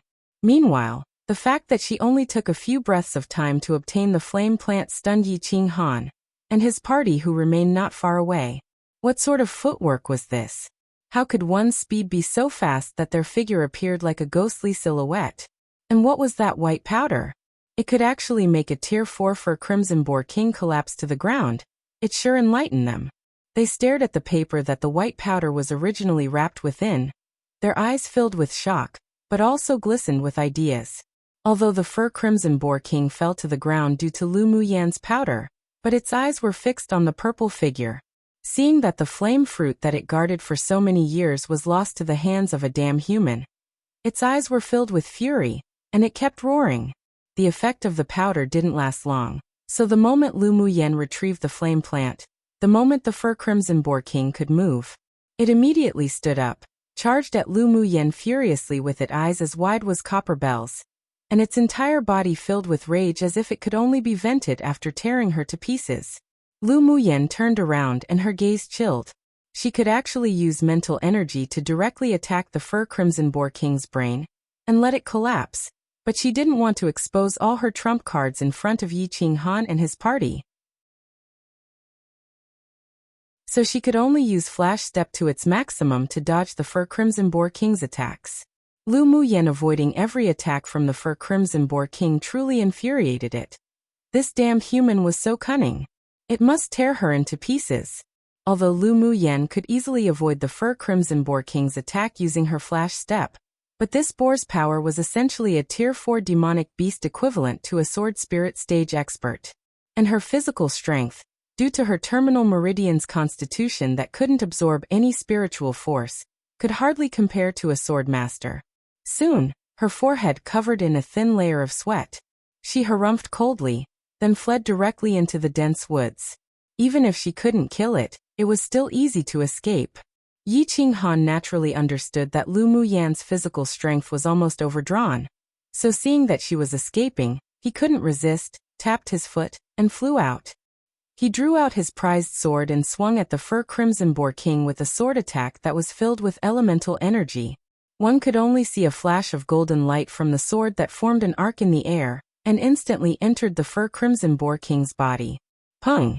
The Fur Crimson Boar King was blasted more than 10 meters away after being hit directly by Yi Qinghan's sword aura. Following, blood dripped from its nostrils and eyes, and after twitching a few times on the ground it perished. Lu Muyen stopped, turned around and returned to Yi Qinghan's side saying, "Thank you." Although she could escape, or even kill the Fur Crimson Boar King with her mental energy without Yi Qinghan's help, but since Yi Qinghan did intervene, it saved her a lot of effort, and she also didn't need to expose her trump cards. She had a good impression of this man. "You can still get rid of it even if I didn't interfere." Yi Qinghan's handsome face revealed a small smile.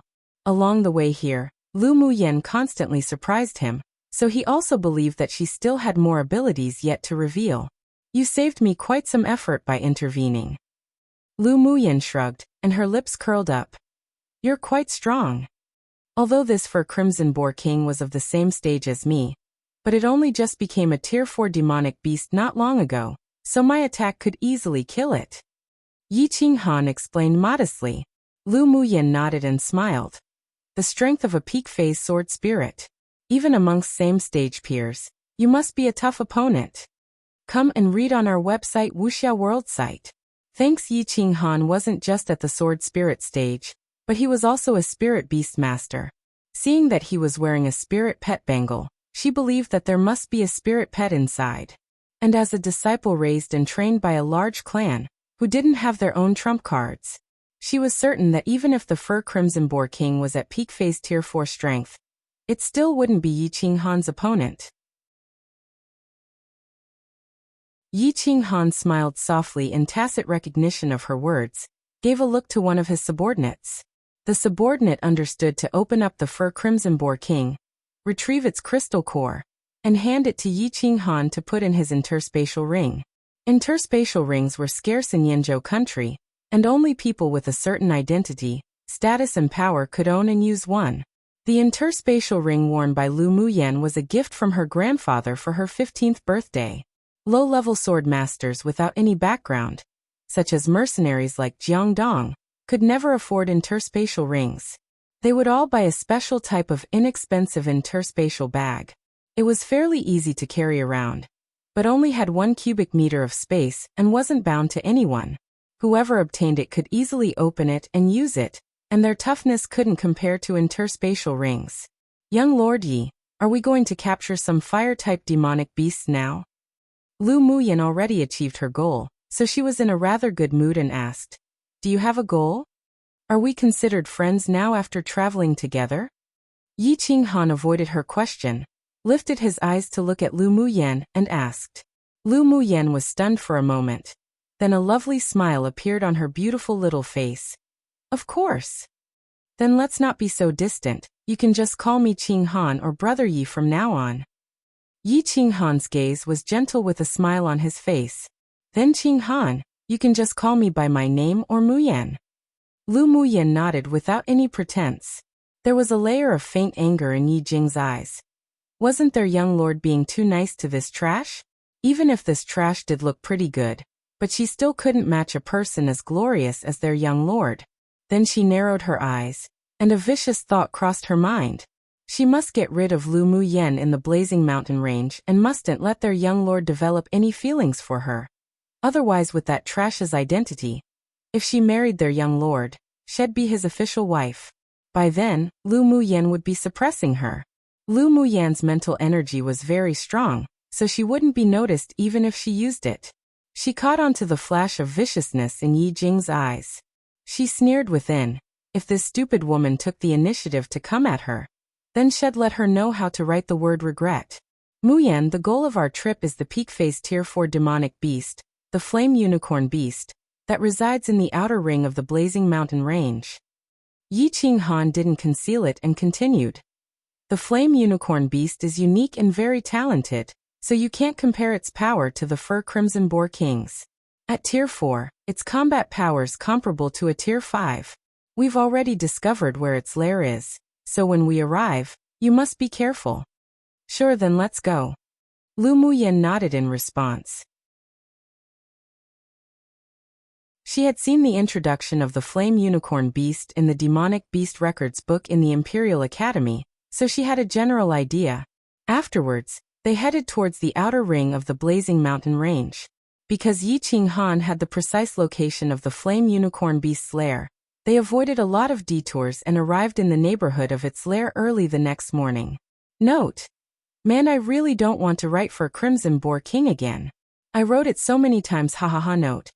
Alright, back to normal updates, one a day at 6 p.m. Australian Eastern Standard Time, as long as the automatic publishing system works.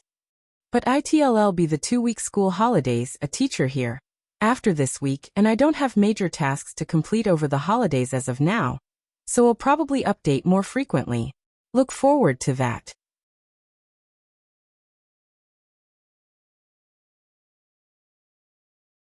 Chapter 12. Battle against the Flame Unicorn Beast. The Flame Unicorn Beast's lair was hidden within an extinct volcano. A small and remote path led towards it. The volcano was surrounded by a wasteland, and there wasn't a single living organism around. This also proved that the Flame Unicorn Beast was the king of this area, and other demonic beasts didn't dare break into its territory. Yi Qing Han's face revealed a rare look of caution and gravity, then turned to the people and commanded, "When old Lu and I deal with the beast, you 3 support us from the side. If any of you are wounded, go to Lu Muyan for treatment." "Yes, young lord." "Yes. Right, Muyan. Do you still have the powder you used against the Fur Crimson Boar King?" Yi Qing Han asked Lu Muyan expectantly. Lu Muyan took out a small paper pack and handed it over.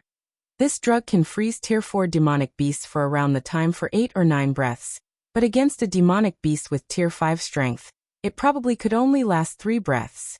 Know what you're doing. 3 breaths is good. Yi Qing Han took the small paper pack with a soft smile. This powdered drug was very useful. Then he waved his hand and led them into the cave cautiously. The walls around the cave, and the path they took were all dark red, and waves of heat rushed towards them from all around.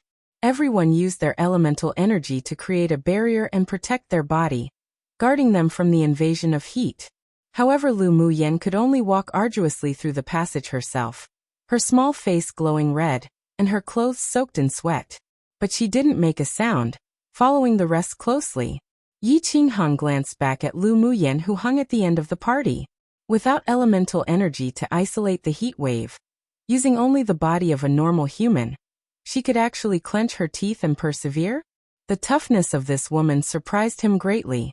A quarter of an hour later, they finally arrived at a narrow, deep, dark red path.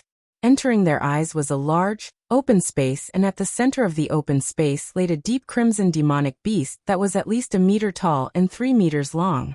Its body was covered in red scales, and there was a thick, sharp horn protruding from its head. With only one look, it was clear that it had extremely high defense. The Flame Unicorn Beast noticed them the moment they stepped into its cave. It opened its eyes, and the pair of eyes as large as copper bells revealed a look of disdain. Only when demonic beasts reached Tier 4 could they gain intelligence, but this demonic beast belonged to a superior species, therefore they obtained intelligence from the moment they could cultivate. Naturally, they could perceive the strength of the incoming people. The flame unicorn beast found that 2 of the humans were of the same tier as him, but its combat power was comparable to the Sword King stage cultivator, and the rest were like ants, so it belittled these humans that dared to break into his territory. Roar! The flame unicorn beast stood up lazily and pressured them with its roars. Aside from Yi Qinghan, Old Lu and Lu Muyen, the other 3 covered their ears in agony. Lu Muyen was fine because her mental energy was strong, so this sort of sound couldn't affect her, while Yi Qinghan and Old Lu relied on their pure strength. Go! Yi Qinghan gave Old Lu a look, and the 2 of them leapt over and landed on the open space. The flame unicorn beast sprayed 2 streams of hot air from its nose, a sign of its growing fury. It must tear these arrogant humans, who dared to disturb its sleep, into pieces.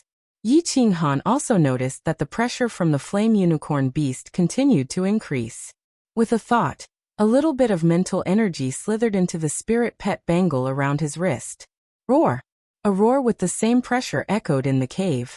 At the drop of the roar, a pure white tiger appeared on the open space, its entire body exuding the pressure of a peak phase Tier 4 demonic beast. The one character on its forehead even contained a trace of a mysterious, fluctuating elemental energy. Come and read on our website Wuxia World site. Thanks. Lu Muyen stared at the mighty white tiger with slight surprise, a mutated snow tiger king. Yi Qinghan's spirit pet wasn't inferior to the flame unicorn beast species by much. The environment here was more favorable for the flame unicorn beast, but being surrounded by 2 people and 1 beast, there wasn't any suspense to the battle. The flame unicorn beast would lose as long as no accidents occurred. Roar, roar, roar!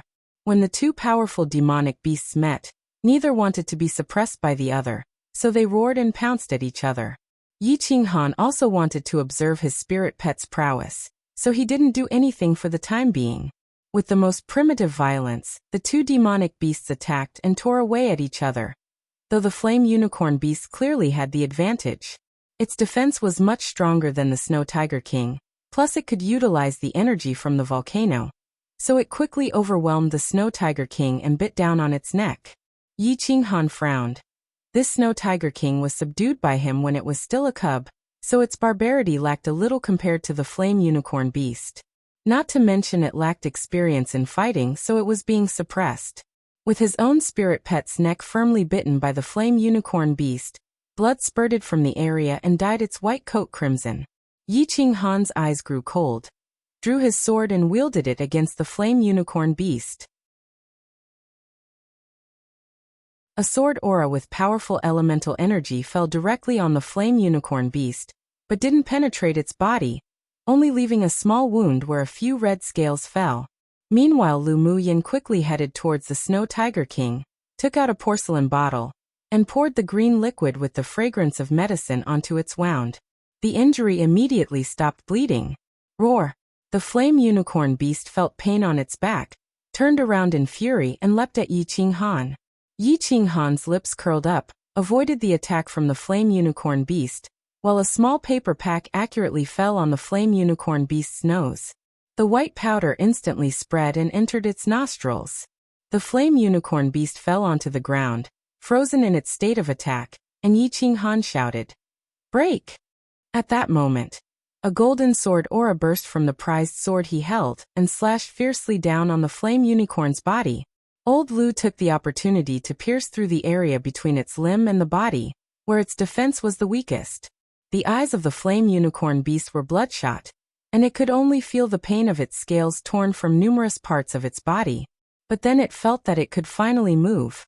It stood up furiously and roared again, and the roars encompassed its entire elemental energy. Roar! Not good. Lu Muyen felt the entire cave tremble at the roar of the flame unicorn beast, and stones fell.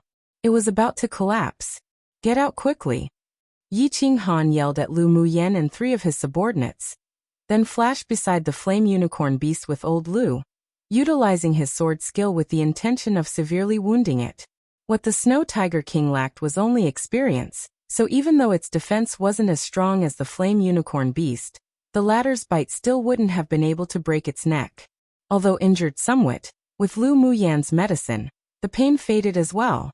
It glared and kicked its hind legs, pouncing at the Flame Unicorn Beast. Roar roar. Together with the roar of the Flame Unicorn Beast, the entire cave trembled even more severely.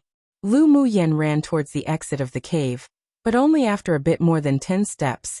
The ground cracked open into numerous fissures, and from within rose an inexplicable gravitational force, sucking her in. She didn't even have the time to use her flash step, and her body fell towards the bottomless crack with the gravitational force. She could only feel the pressure of the roar that lingered by her ear. Then her vision blacked out, and she felt herself slowly losing consciousness. Before falling unconscious, she rolled her eyes inwardly. This damned body was just too weak. One often seen on the head of mythical tigers or tigers in general, same word as king.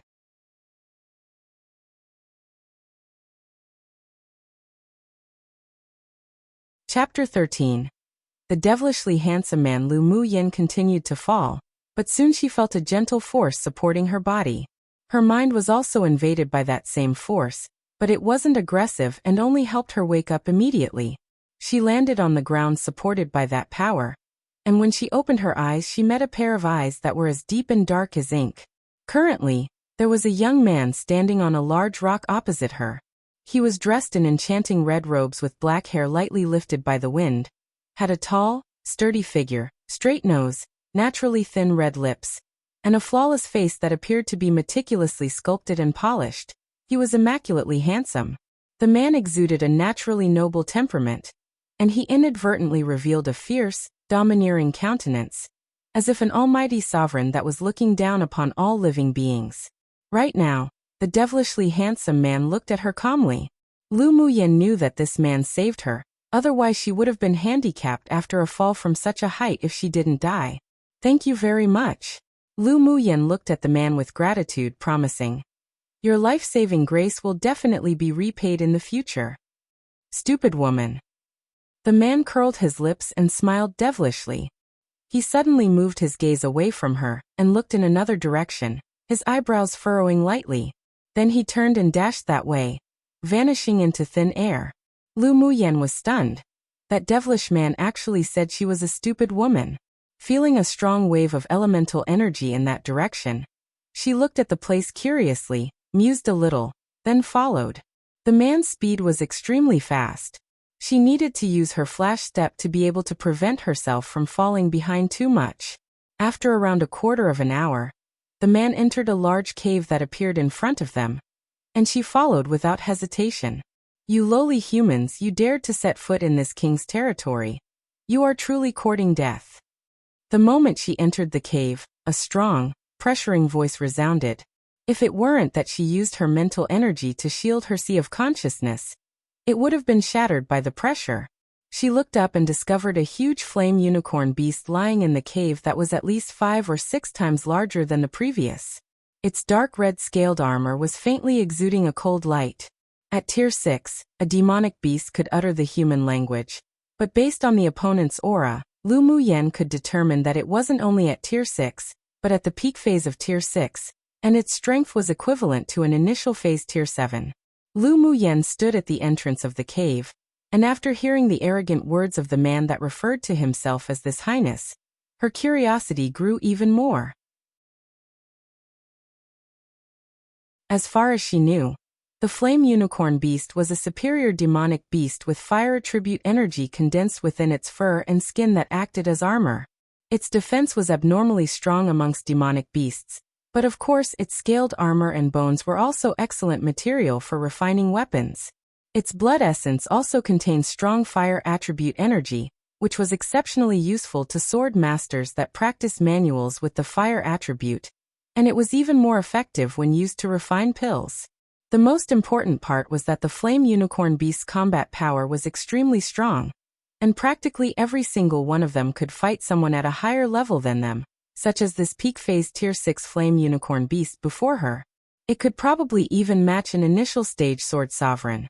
She sensed a powerful force from the man, and based on the fluctuations from his energy, she felt the man was at least middle-phase sword monarch. Still, his strength compared to the demonic beast was a little weaker. So what gave him this confidence and arrogance? Aside from domineering, confident and proud as her first impressions of the man, she also felt little bit of modesty, reticence, and reservedness that was carved into his bones, not at all like the temperament of an ordinary cultivator. Come and read on our website Wuxia World site. Thanks the fact that he had confidence in killing the peak phase tier 6 flame unicorn beast must mean he had his trump cards. The flame unicorn beast was furious. This damned lowly human not only invaded its territory, but he also wanted its crystal core. He was truly too arrogant and bold. Lowly human, this king must tear you apart today. For nearly 1,000 years, no human nor demonic beast dared insult it like this. The crystal core was its lifeblood. Upon the fall of the flame unicorn beast's words, Lu Muyan felt its pressure grow exponentially. Its eyes turned red, and from its nostrils it snorted 2 streams of flames. With a kick, it pounced towards the devilish man. The devilish man sneered, stretched out his arm, and a long crimson-red sword appeared in his hand. He waved it casually, and a violent sword aura whirled in the air. It landed directly on the flame unicorn beast that was in mid-air. Pung! Although the scaled armor on the flame unicorn beast wasn't harmed, its entire gigantic body was blasted by the sword aura, and crashed into a rock on the opposite side. The flame unicorn beast had never been treated like this before. It turned over, its eyes bloodshot and filled with burning flames of anger, then took a deep breath. A pillar of fire sprouted from the flame unicorn beast's mouth, and that pillar of fire carried enough power that felt as if it could destroy the heaven and earth. It was one of the relatively strong abilities the flame unicorn beast possessed. A touch of ridicule flashed across his lips. His red clothes fluttered, and he swiftly performed a hand seal with one hand in midair. Amazingly, a pure blue crystal column appeared beneath his feet. Utilizing his elemental energy, with a flick of his finger, that crystal pillar automatically shot itself out from the ground and slammed into the fire pillar. Poochie! The moment the blue crystal pillar met with the fire pillar, it instantly turned into countless ice-cold water droplets, extinguished the fire pillar, and pierced the body of the flame unicorn beast. Lu Muyan's eyes revealed a sliver of surprise. This devilish man couldn't only use skills with fire attributes but also skills with water attributes that were so strong he could condense it into ice. He was very strong. This world was different to the immortal cultivation world in terms of elements. In the immortal cultivation world, those with only one spiritual root were considered the most talented, but here sword masters didn't have spiritual roots, and instead, relied on their own comprehension of the elemental laws between heaven and earth to cultivate. The more elemental laws one comprehended, the stronger their talent, but the difficulty of comprehending one after the other was like the distance between heaven and earth. Many sword masters could never comprehend a second element in their entire lives. Lu Muyan was different to others, however. She owned the wise heavenly spiritual root that had no attributes. Therefore she had a high level of comprehension, and was extremely talented. As long as she could eradicate her terminal meridian's constitution, then she could comprehend the laws of all the elements between heaven and earth. But the devilish man already used skills of 2 types of elemental attributes. Who knew if he secretly owned a third attribute? With his age, he was definitely a prodigy amongst prodigies. It seemed that not only was his appearance devilishly captivating, but his talents were also devilishly powerful. Roar! There were only wisps of white smoke where the pillar of fire and the pillar of water met. After a few droplets of blue ice water penetrated the flame unicorn beast's body, it swiftly froze its 8 extraordinary meridians, causing it to roar in agony. Pieces of red rocks were shaken down by the flame unicorn beast's roar, but it continued to raise its head again and roar, glaring at the powerful, red-robed man that it previously belittled. Human, your strength is indeed not bad, but if you think your level of cultivation is enough to kill this king, then you would be too naive. The flame unicorn beast was completely enraged. It shook its red scales that shone with a cold light, and with the natural arrogance of a superior species of demonic beast, it looked down at the man in front of it. You should be honored to let this king use the innate talent of my species to kill you. One word play on, aka devil/monster/evil spirit etc., which is often used colloquially in China to describe specific types of handsome men, mostly very sexy men, like how in English there's the phrase devilishly handsome. It's also used as a term to describe people so talented and prodigious that it's not natural nor human, but instead like a monster of sorts, or devil in this case. So it's describing that both his looks and talents aren't at a normal human, in this case cultivator, level haha.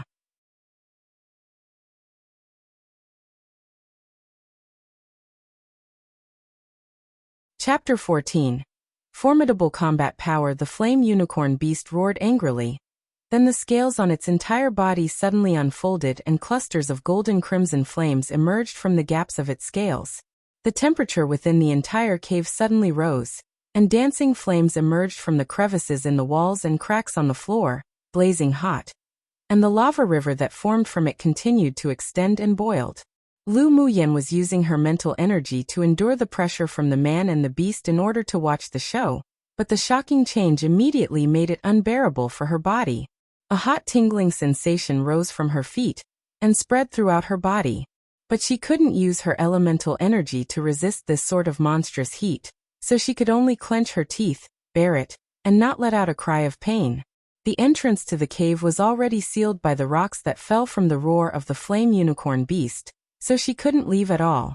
But if she continued like this, her body definitely wouldn't be able to withstand this blazing flame that contained demonic energy. How could she save herself? She glanced at the relaxed-looking man, then clenched her teeth again. Oh well, she'll have to expose it. She shut her eyes, then released the mental energy from her sea of consciousness slowly, forming a barrier. The demonic flame was isolated outside by the mental energy barrier.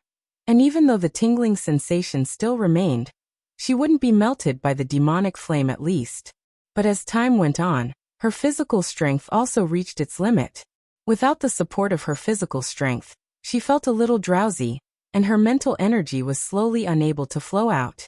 Just when a crack formed on the mental energy barrier, the red-clothed man before her turned his head as if sensing her troubles.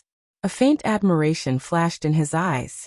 She only had the strength of a sword apprentice with a trash-type body and had no elemental energy, yet she could hold her own amongst a battle between two sword monarchs. It was a miracle. What surprised him the most was that this little woman could actually condense her mental energy into a substance that could withstand the demonic flames, not to mention endure blazes that would even destroy a sword king. It truly was admirable. With a wave of his hand, a blue beam of light instantly covered Lu Muyan, and a fluorescent, crystal-clear ice blue bangle appeared on her wrist. A chill swept from head to toe and that hot, tingling sensation also disappeared. She removed her condensed mental energy barrier and looked quizzically at the man who had returned to fight with the flame unicorn beast. Why did he help her? Including this time, she owed him 2 favors. Go die. The flame unicorn beast let out a huge roar and a golden-red fire arc exploded within the cave. All the energy gathered towards and enveloped the man. Boom boom boom.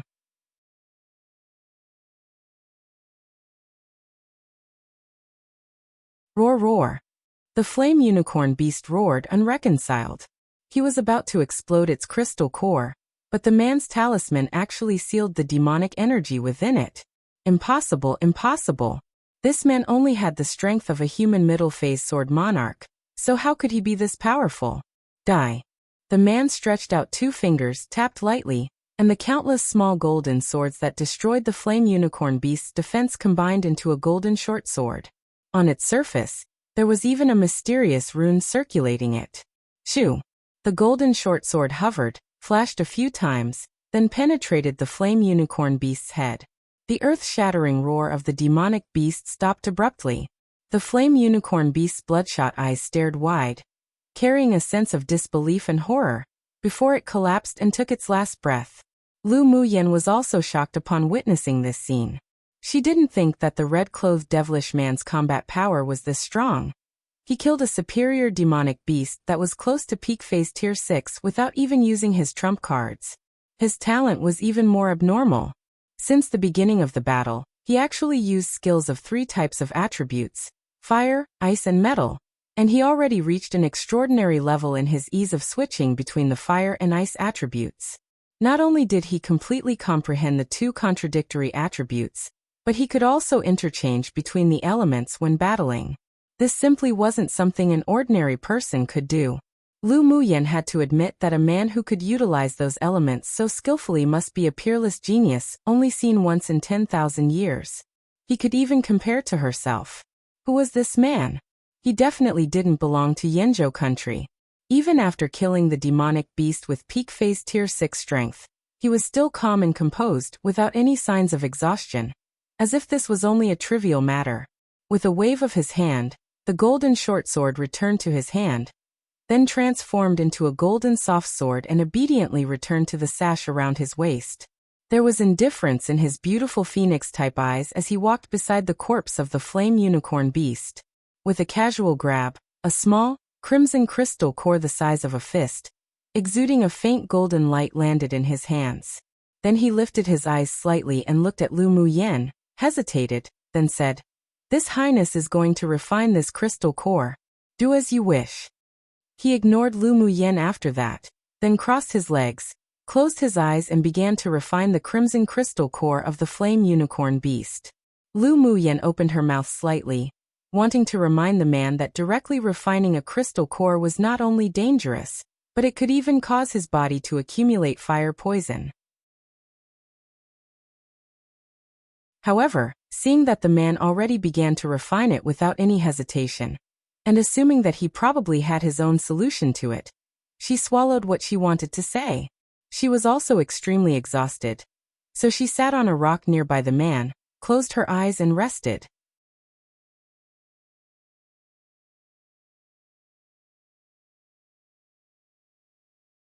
Chapter 15. Refining a pill. Half a day later, Lu Muyan opened her eyes. Her body had recovered almost entirely now. She stretched her numb neck, then looked at the man not far away. She discovered that his eyebrows were deeply furrowed, his face flushed crimson, and the red crystal core in his hand had already turned a grayish-white. He was forcibly refining the flame unicorn beast's core, and it appeared that he was experiencing the violent energy of the crystal core invading his meridians. Lu Muyan frowned slightly. She walked closer to the man and stared at his wrist. It was indeed a light purple. The man's current condition wasn't optimistic. The peak phase tier 6 demonic beast core was at a higher phase than this man's abilities. Not only was the energy that the core emitted uncontrollable when absorbed, raged and scattered in his body, but he must also endure the agony of bursting blood vessels. According to her observation, the blue-purple color of his veins was already very deep, which indicated that this wasn't the first time the man directly absorbed the energy from a crystal core. A large amount of fire poison had already accumulated in his body, and if he didn't remove it, it could be detrimental to his future cultivation. Based on the devilish man's temperament and strength, it shouldn't be a difficult task to ask an alchemist to synthesize the crystal core's energy by adding specific spiritual herbs. Yet he chose to directly refine and absorb the crystal core, so it probably related to his cultivation methods. Seeing that the man's red face was even more flushed, a layer of sweat dripped down his nose, and his brows were furrowed tightly, it appeared he was enduring extreme pain despite his calm exterior. She sighed. This devilish man saved her twice despite being complete strangers. Such kindness was rare. She should help him. Having decided that, Lu Muyan walked beside a rock, and took out a cauldron and a pile of spiritual herbs to prepare to refine pills. The blazing mountain range was already a scorching hot place, so the temperature within this hole within a cave was more than 10 times higher. Even now she was still relying on the ice jade from her brother, and the ice bangle on her wrist to withstand the heat. So if she refined pills in this place, she could probably even obtain double the results with half the effort. She initially wanted to return to the imperial capital to buy a better cauldron to refine pills, but because of the needs of this devilish man and since the underground flames in this place were ideal, she decided to refine her own marrow cleansing pill as well. After her preparations, she calmed her heart and emptied her mind. She would first use the geothermal heat here to refine the spirit cleansing pill, to detoxify the fire poison that the man accumulated from absorbing the crystal core. As she had no spiritual energy, and her cultivation base also hadn't reached the core formation stage, Lu Muyen couldn't use the pill flame to refine pills. Fortunately, she specifically bought the charcoal used for refining pills before she set off on her journey. She hadn't refined a pill for a long time, not to mention her body was weak, so she decided not to refine the spirit cleansing pill in one go. Instead, she isolated a few low-grade spiritual herbs and began to refine the grade 1 spiritual energy replenishing pill for practice. All sword cultivators in this world absorbed the spiritual force of heaven and earth, which was converted into elemental energy within them. So the spiritual energy replenishing pill could also replenish elemental energy. In reality, spiritual energy and elemental energy were very similar to each other, but the spiritual energy she converted from the spiritual force was more refined and purer than the elemental energy of this world. Piu. Piu. Lu Muyen furrowed her brows and sighed. She failed again. She was accustomed to using spiritual energy to envelop the spiritual herbs while refining, so now that she was only relying on mental energy to control it, she was rather unaccustomed to it and found it difficult. But she was the type to fight harder the more she stumbled. After wiping the sweat from her forehead, she started again. Come and read on our website Wuxia World site. Thanks. A day later, in Lu Muyan's hands were 5 smooth, round white pills. She put them in a white porcelain bottle, closed her eyes to rest for 2 hours, and when she recovered enough, she began to refine the spirit cleansing pill. She threw the spiritual herbs that were easy to refine into the cauldron first, observed the flame and temperature with her mental energy, and controlled the flame by adding more charcoal. After the spiritual herbs were refined into powder, she wrapped it in her mental energy, then began to refine the next spiritual herb. If it were back during those times in the immortal cultivation world, she would have been able to refine the spirit cleansing pill with peak quality with her eyes closed, and with all the ingredients tossed in at the same time. She concentrated on refining each individual spiritual herb separately, and half a day later, a soothing aroma seeped out the cauldron. Delighted, Lu Muyen slapped the cauldron, and 5 smooth, lustrous white pills flew out. She quickly placed them into a porcelain bottle. Then, feeling the weariness catch up to her, she fell on her bottom and panted as sweat covered her forehead. After feeling more comfortable, she stood up and walked over to the devilish man's side. But the moment she squatted and neared, even before touching the man, he opened his eyes. A trace of scarlet flashed in his black eyes that glistened like the stars in the sky, emphasizing his devilish charm. Lu Muyen stared at the man, as if she would be sucked into those eyes that were as deep as a well. Their breaths were entangled with each other's, and Lu Muyen froze. Realizing their distance, she shifted away slightly. From the white porcelain bottle, she tipped out 1 spirit cleansing pill, and placed it near the man's mouth with a smile in her eyes, saying nonchalantly, "This pill can help you detoxify your fire poison. Whether you eat or not, it's up to you." Ming Xiao naturally could determine whether there was any problem with this pill or not, so he consumed the pill directly from Lu Muyan's hands. Then he shut his eyes and began refining and absorbing the medicinal properties of the spirit cleansing pill. Upon seeing this, Lu Muyen walked towards a lava rock nearby and sat down to recover. According to her judgment, it would take approximately 1 day for the man to detoxify himself and finish refining the crystal core. She had to take advantage of this time to refine the marrow cleansing pill. After all, once she returned, she wouldn't be able to encounter a place with such abundant amount of high-quality natural fire anymore. After resting for more than 2 hours, she discovered that her physical strength was practically restored, so she returned beside the magma, took out her cauldron and began to refine the marrow cleansing pill. The marrow cleansing pill was more complex and troublesome than the spirit cleansing pill, particularly when refining the flame fruit, as the refinement and purity of it was very demanding. She threw 1 flame fruit into the cauldron first, then tossed in some charcoal to increase the flames to its most powerful. As she inserted her entire mental energy into the cauldron to wrap around the red fruit, she began to roast it. When the red skin of the flame fruit slowly started to wrinkle and the flesh softened, she immediately removed half the charcoal, having the flames, and roasted it with a small fire. An hour later, the red fruit in the cauldron gradually softened into a pool of purple liquid.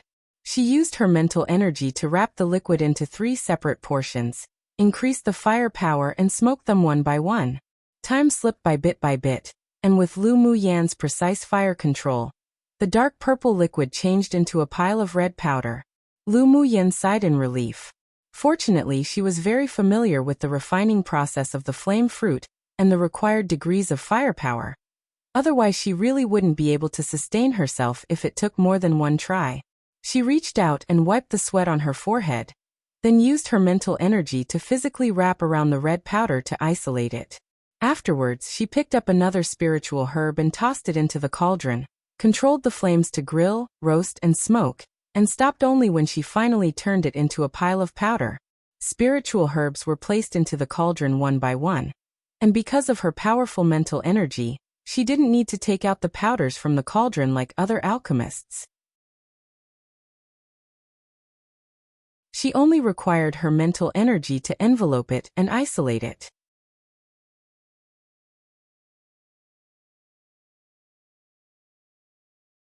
Chapter 16. Adil. Only after all the spiritual herbs in the cauldron were reduced into piles of different colored powder, did Lu Muyan remove the charcoal in the cauldron and rested. Being able to persist with this high-intensity refinement of all the spiritual herbs until she finished was the result of her recent consistent training. Otherwise, she would have already passed out. When she remembered that once she refined the marrow cleansing pill, she'd be able to eradicate her trash constitution, she immediately filled with energy and stood up to purify the ingredients. The purification process was much simpler than the refining process. The powder wrapped in her mental energy was placed above the controlled flames to smoke. The color of the powder gradually darkened, and when there were only around 2/3 of the powder left, it meant the purification process was successful. The next step was to condense the pill, which was the most important part. One couldn't pause or rest during the process. The key to condensing the pill was the duration and degree of heating. It just so happened that she had a wealth of experience in alchemy, so at each stage, she controlled the size of the flames perfectly. The dozen or so piles of different colored powder gradually separated, then combined under the control of her mental energy, slowly being grilled. Confidence and determination flashed in her eyes, and she focused on the cauldron. She quickly entered a state of mind where she immersed herself in the refinement. Time passed slowly, and the powder in the cauldron condensed into 2 rudimentary form pills. She immediately took out a portion of the charcoal again, and used a small fire to smoke it. Not long after, a strong medicinal aroma seeped through the cauldron and spread throughout the cave. Lu Muyan exhaled a stale breath. Her eyes lit up with joy, and with a pat of her hand on the cauldron, 2 smooth, white, and lustrous pills landed in her hands. But this wasn't the best place to take the marrow cleansing pill. She still needed to pair this with a type of medicinal solution. She needed to refine to cleanse her marrow. Only then would it have the best results. Therefore, she took out a porcelain bottle she prepared and placed the pill in it. It took half a day for her to refine the marrow cleansing pill, and after putting away her cauldron and spiritual herbs, she looked up at the devilish man. The flush on his face had faded completely while the golden runes on his forehead flashed exceptionally bright, and the flame unicorn beast's crystal core also turned into a pile of gray dust on the ground. The fluctuations of energy in the man's body were very powerful now, and he rounded the traces of energy together within. What surprised Lu Muyan, however, was that he was actually refining the fire poison in his body.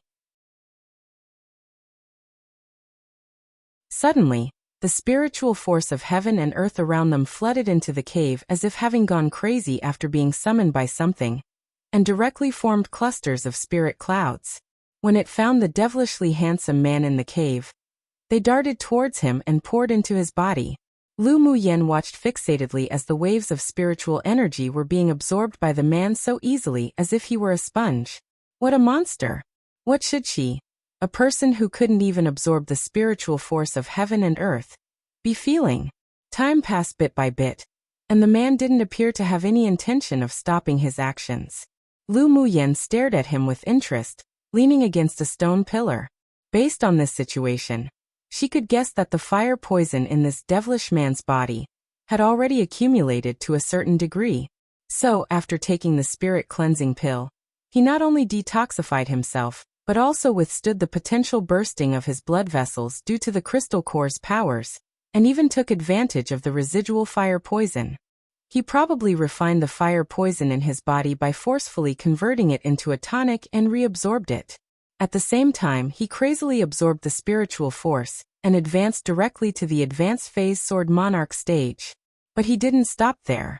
The spiritual force was still gathering and pouring into his body, and his cultivation base was still climbing. Lu Muyan couldn't help but roll her eyes while she watched this man who absorbed the spiritual force, as if his body was like a bottomless pit. Comparing oneself to another could definitely infuriate oneself to death. She, who couldn't even absorb any spiritual force, really wanted to go over and bash that monster up. Did he still want to get along happily? The situation lasted for a day before it stopped, and the man suppressed the elemental energy that was converted from the spiritual force within him, remaining at peak phase Sword Monarch stage. He didn't break through to the next stage immediately. Come and read on our website Wuxia World site.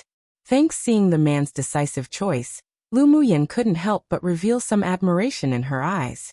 Not only was this man exceptionally talented, but he also had a very resolute temperament. Forcefully suppressing the breakthrough to the Sword Sovereign stage allowed his foundations to be more stable. But not everyone could have this sort of self-control and a true heart of Tao.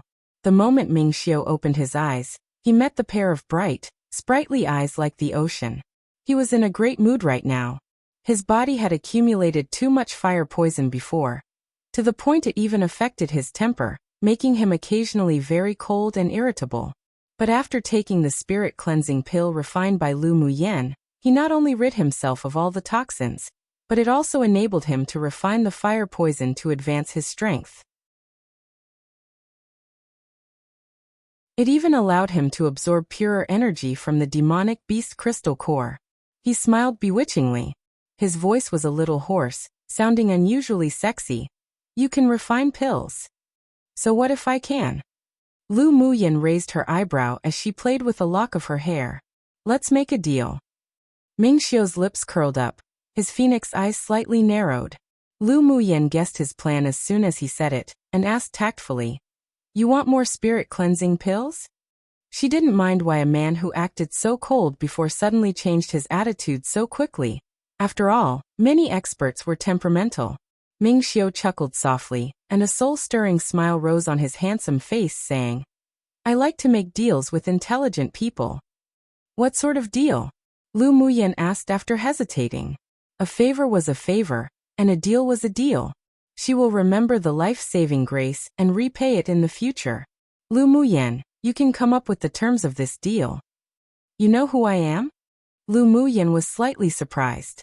Young Miss Lu is famous throughout the imperial capital. I'm afraid that there are very few people who don't know you. Ming Xiu fixed his clothes, stood up and walked towards Lu Muyan. Lu Muyan rolled her eyes. She definitely was famous, but she was infamous for being trash. Humph, when she returned and took the marrow cleansing pill to get rid of and restore to health this damn terminal meridian's constitution. Shall see who still dared to call her small trash.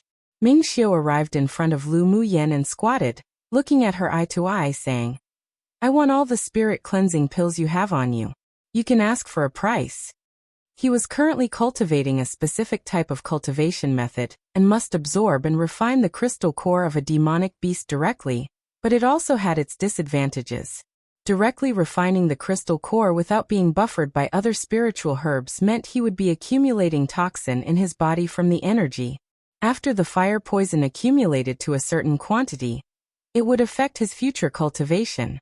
But Lu Muyan's pills, coincidentally, could help him resolve this disadvantage. With the man lowered to her level, staring straight at her, and speaking with a serious expression, it demonstrated that he placed her at an equal footing and didn't underestimate and belittle her. A favorable impression of him rose in her heart. "Do you still want the corpse of that Tier 6 demonic beast?" Lu Muyan asked the man as she stared at the corpse of the giant red beast not far away.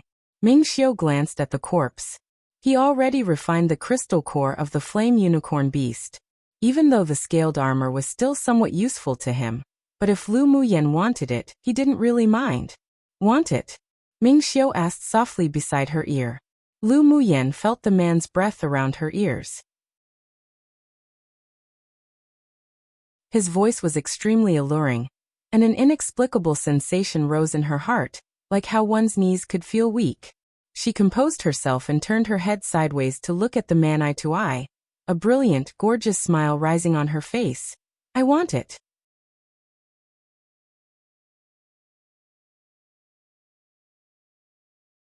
Chapter 17. Ming Xiu hearing the little woman answer refreshingly without acting pretentious. A little more acknowledgement and admiration for her rose in Ming Xiu's heart. A rare arc of delight rose on his lips. Very well. This Highness agrees. Lu Muyan looked at the devilish man's unconcerned appearance and sighed inwardly. This was power. What others took as priceless treasure, in the eyes of experts, it meant nothing, just like how she used to be. However, she wasn't a person who liked to reminisce and be stuck in the past.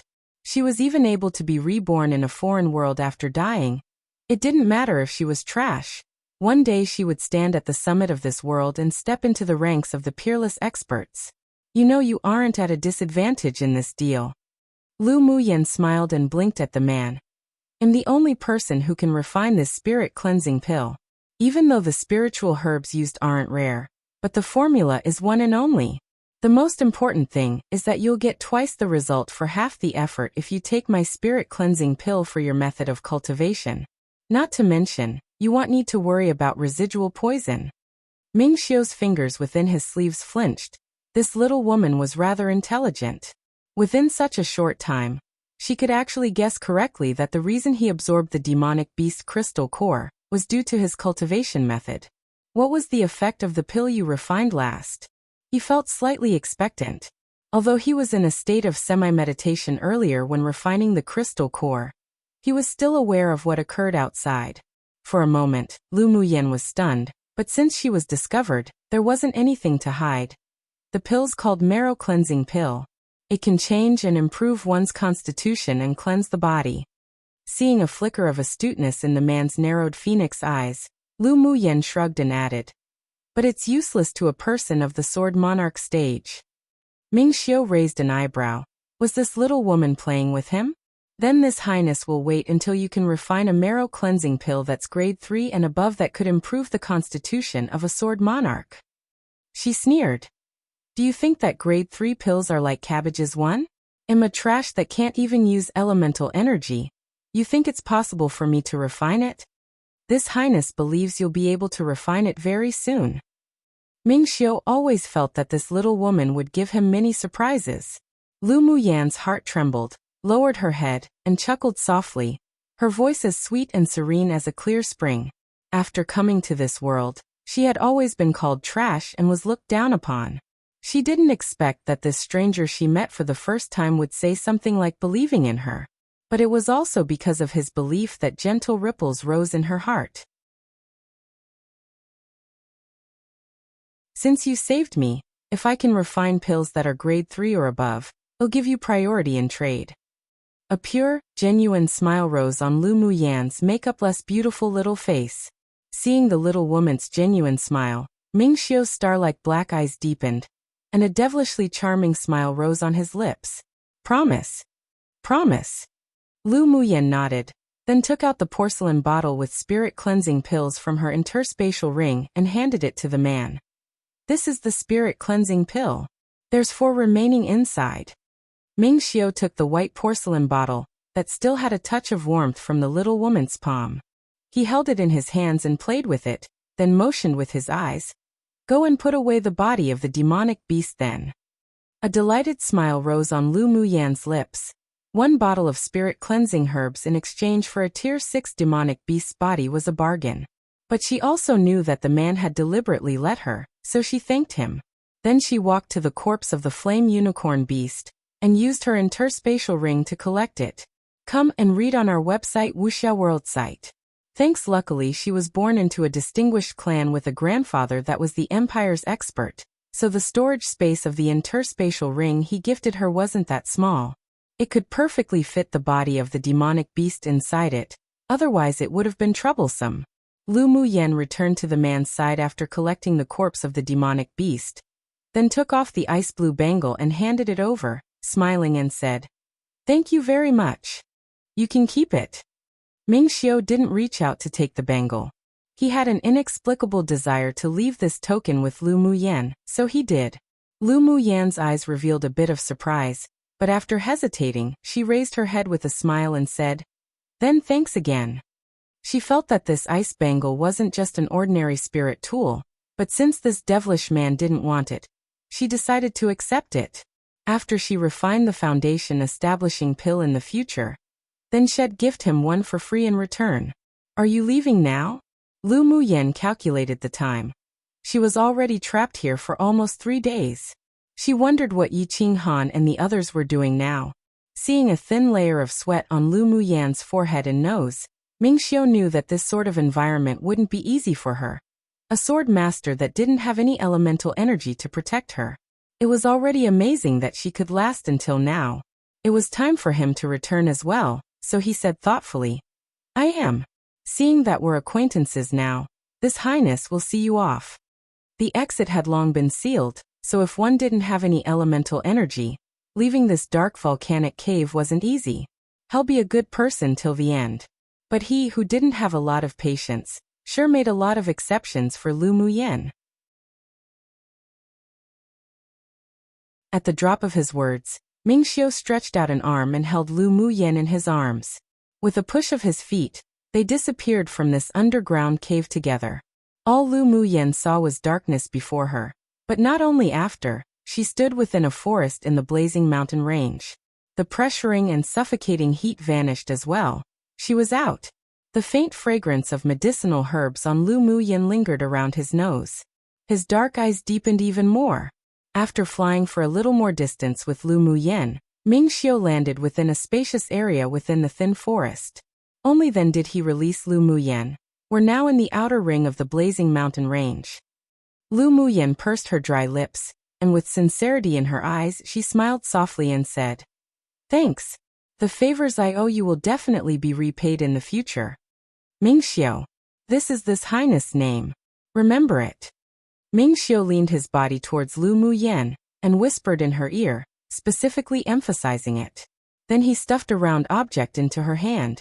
With a mature voice that carried a sexy magnetism, he said, "This and the bangle is a set. Put it away safely. Let's meet again." As soon as his voice fell, Lu Muyen could only capture a shadow flash by, and then there was no longer the figure of that red-clothed devilishly handsome man within this forest. Lu Muyen opened the palm of her hand and discovered that there was a round, transparent, deep blue-colored bead in her hand. Waves of refreshing, icy air instantly spread throughout her body with a comfortable coolness. It completely barricaded her from the heat. With her experience, she could tell that the bead definitely wasn't ordinary. She raised her wrist again, and when she examined it, there was a small, empty slot on her slightly fluorescent blue bangle. With a thought, she bit her finger and dripped a drop of blood on the blue transparent bead. The blue bead suddenly emitted a soft, white glow that enveloped her. Then the blue bead turned into a stream of light and flew into the bangle on her wrist.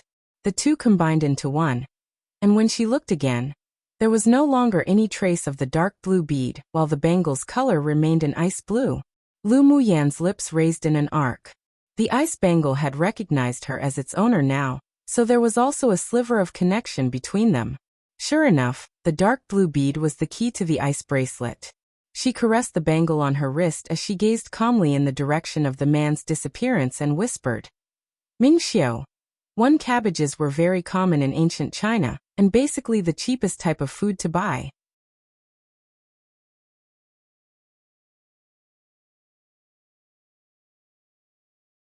After Ming Xiu left, Lu Muyen looked around and spread her mental energy to investigate her surroundings. After confirming that there wasn't any danger, she leapt up onto a tall, thick tree and hid herself entirely amongst the leaves to rest and recover her strength. When the first ray of sunlight scattered on the blazing mountain range early the next morning, Lu Muyen opened her eyes and stretched lazily, her tiny face no longer pale.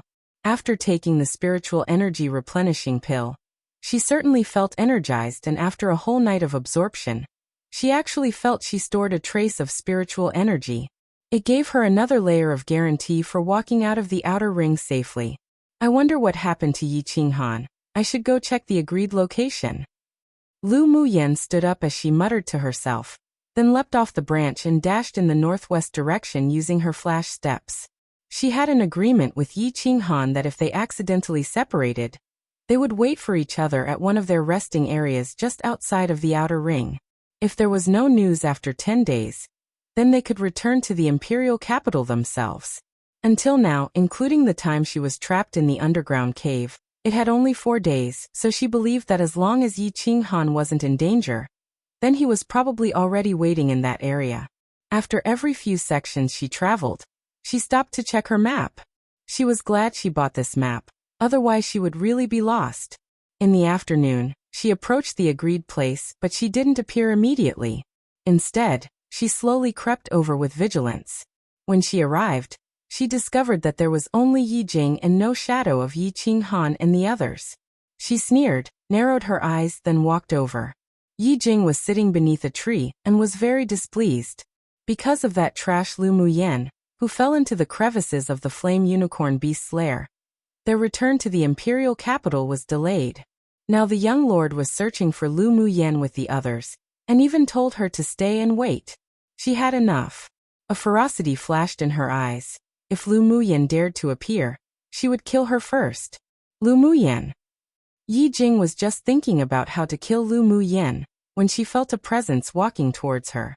When she glanced back, she discovered Lu Muyan exiting the forest not far away. It wasn't that Lu Muyan didn't see the killing intent in Yi Jing's eyes, but she didn't pay attention to such a small character.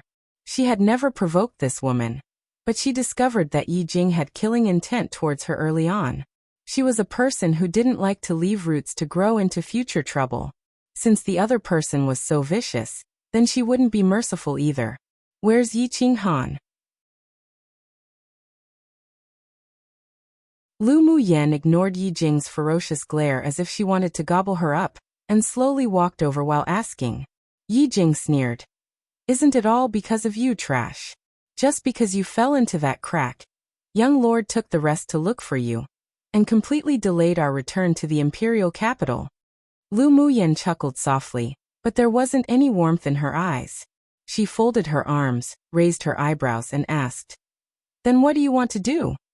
Of course to kill you. Yi Jing didn't conceal it either, then sneered. You delivered yourself here, trash.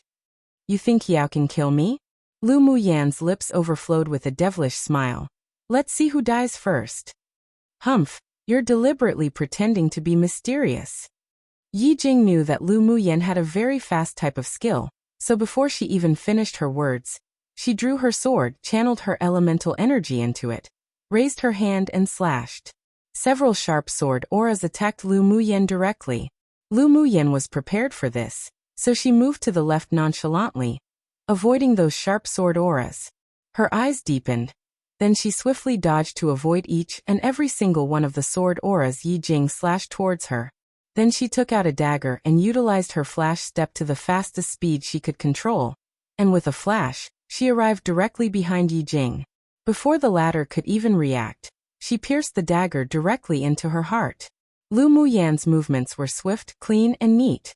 Only a short amount of time passed since their conversation to the fight, and Yi Jing, a middle-phase greatsword master, was instantly killed by her. Come and read on our website Wuxia World site. Thanks. Yi Jing widened her eyes and turned her head in disbelief at the indifferent Lu Muyan. She never thought that this trash that she thought she could easily kill had such assassination skills. She miscalculated, but she was the one who first wanted to kill, so even if she regretted now, it was useless. Her pupils gradually lost focus and regret rose on Yi Jing's face, as she slowly slipped to the ground until she took her last breath. Lu Muyan took out a handkerchief and wiped the dagger in her hand. This was a middle-quality spirit tool gifted to her by her father. Using it enabled her to easily break Yi Jing's defense. She didn't like to kill, but she wouldn't let go of those that wanted to kill her. Just like people similar to Yi Jing. They didn't actually have any deep hatred at all. Yet the other party repeatedly violated her baseline. Then how could she be merciful? After the dagger was wiped clean, Lu Muyan put it back in her interspatial ring. Her fingers loosened and the bloodied handkerchief floated on to Yi Jing's corpse. Her eyes were cold as she glanced at the corpse indifferently. You were too careless. Yes, Yi Jing was too careless. She wasn't guarded against her at all. That's why Lu Muyan succeeded so easily. If Yi Jing used all the strength of a middle-phase great swordmaster, then with Lu Muyan's current cultivation base, it would take a lot more effort to kill Yi Jing. Lu Muyan retracted her gaze and went to sit beneath a large tree a little further away, closing her eyes to rest. She didn't deal with Yi Jing's corpse. To her, if she killed a person like her, then she killed them. There wasn't anything to explain to Yi Qinghan.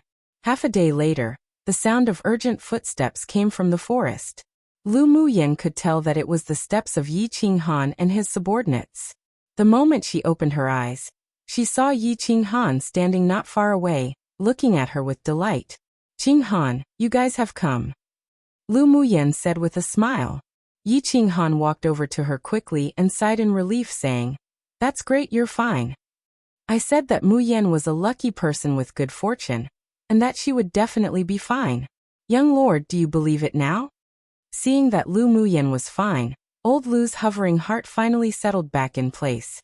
They cared about Lu Muyan's life and death not just because of the treatment, but also because they truly acknowledged Lu Muyan as a person after the time they spent together, so they didn't want anything to happen to her. Lu Muyan's eyes were dyed with a layer of warmth. Yi Qinghan was the first genuine friend she made here, and old Lu wasn't that bad either. She could tell that their care for her wasn't feigned, so she smiled like a flower. I'm fine. Huh? How'd Yi Jing die? A young man under Yi Qinghan looked at Yi Jing's body in surprise. Lu Muyan glanced in that direction, lifted her eyes, and said indifferently to Yi Qinghan, I killed her. Yi Qinghan frowned, then looked at Yi Jing in disgust. Even though he hadn't spent a lot of time with Lu Muyan, but he knew the sort of temperament she had. It must have been Yi Jing who offended Lu Muyan first, so she suffered death. She attacked first? Yeah. She wanted to kill me, so I killed her. Lu Muyan shrugged. She was a little touched by Yi Qinghan's trust. She definitely recognized him as a friend now. Yi Qinghan revealed some coldness in his eyes. This Yi Jing sure was bold. Not only did she defy his orders, but she even wanted to kill Lu Muyan. It was unforgivable. Even if Lu Muyan didn't kill her, when he returned, he would throw her to the criminal law division and charge her for espionage. Let's rest for the night and return to the imperial capital tomorrow. Yi Qinghan said with weariness as he smiled at Lu Muyan. Lu Muyan also knew that they had spent a lot of energy searching for her, so she nodded with a smile. Sure.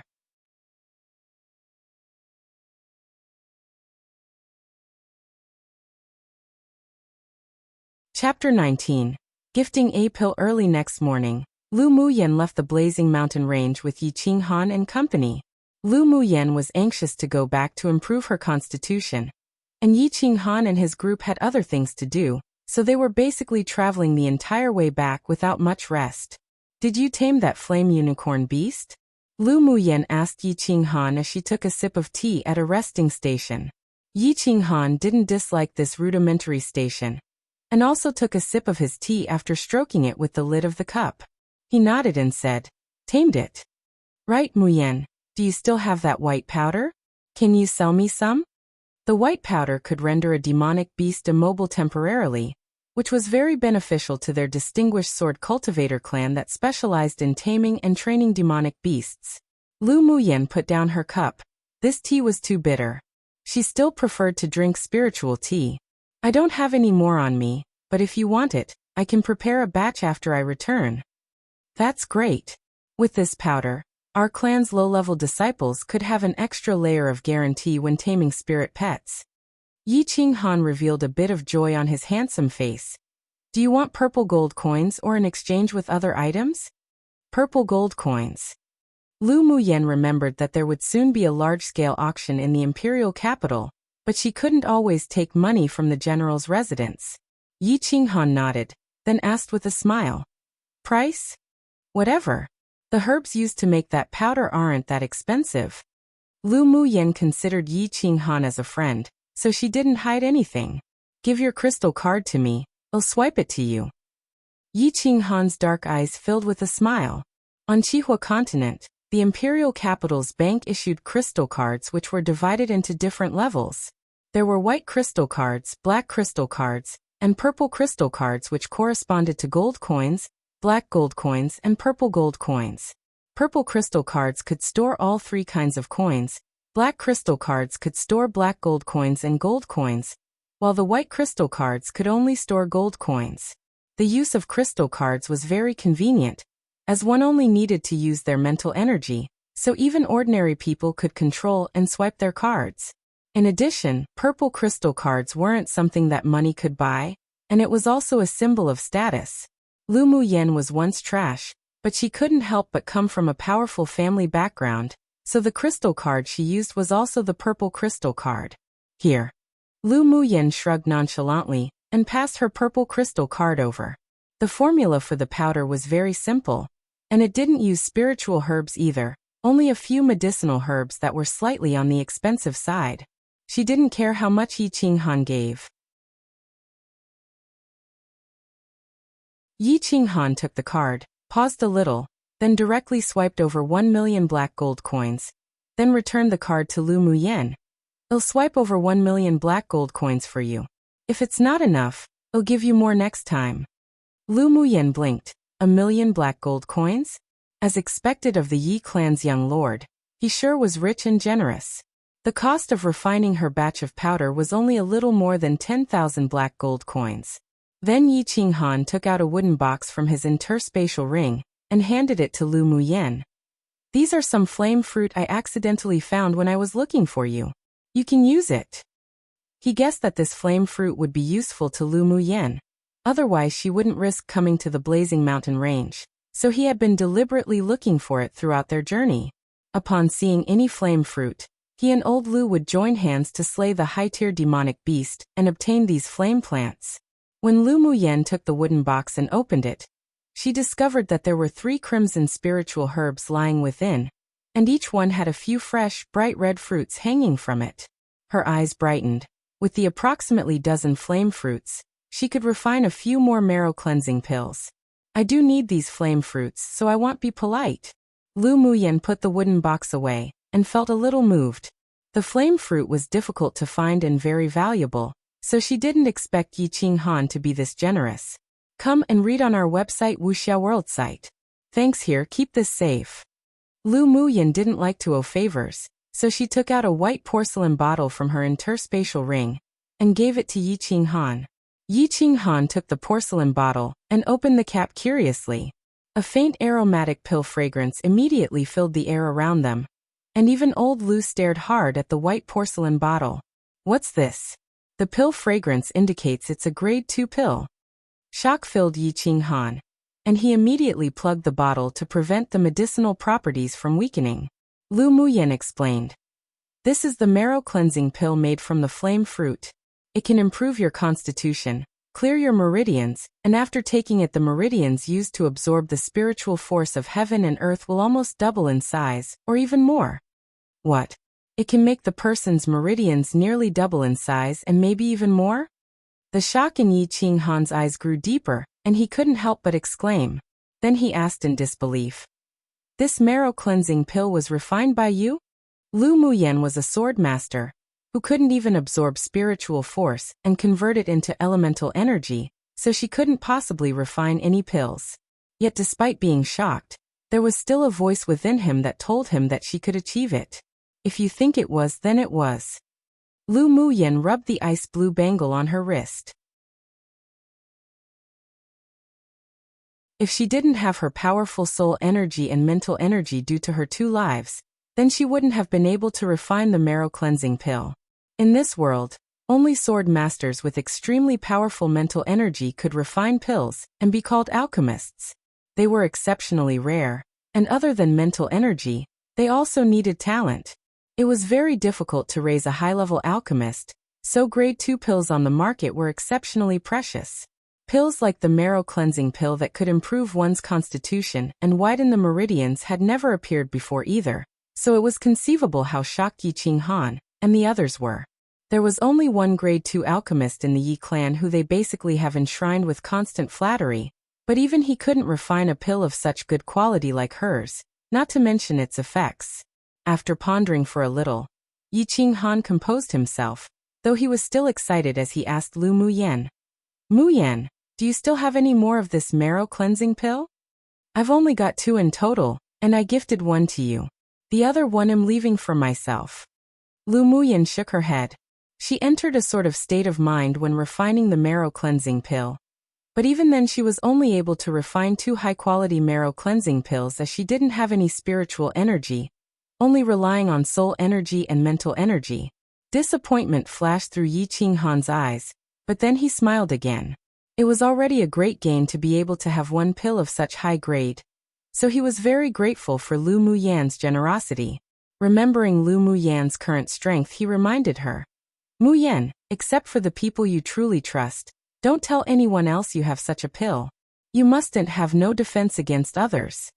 If she was targeted by any experts, with Lu Muyan's cultivation base, then she would be in extreme danger. Although he knew that Lu Muyan was an extremely intelligent woman, but he still couldn't help but remind her. Lu Muyan smiled as she nodded, saying, I understand that.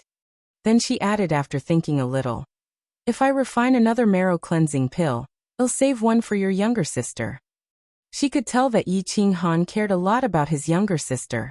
Thinking about it, the girl being poisoned before she was even born, making her unable to leave her house, was somewhat similar to her, a trash born with the terminal meridian's constitution. Since she promised Yi Qinghan to treat his younger sister, and she even received so many flame fruits, then it was nothing to add in another marrow cleansing pill for free. Then thank you so much, Muyan. Yi Qinghan revealed his excitement in front of Lu Muyan for the first time and promised with gratefulness, I will remember this favor I owe you. He believed Lu Muyan. This woman gave them too many surprises along the way. He would remember this favor that he owed. Although old Lu's eyes revealed his desire and envy, but he wasn't a greedy person. He was satisfied if Lu Muyan could cure him of his chronic illness, so he wouldn't crave an extraordinary pill like that. After they ate at the resting station, they continued on their journey back, and after 4 days, they returned to the imperial capital. Yi Qinghan had business back in his clan, so he directly returned to the Yi clan after leaving his contact details with Lu Muyan. Lu Muyan, however, didn't return home, but instead went to her courtyard in the Imperial Academy. She planned to absorb and refine the marrow cleansing pill to unblock her meridians, then return home to surprise her family.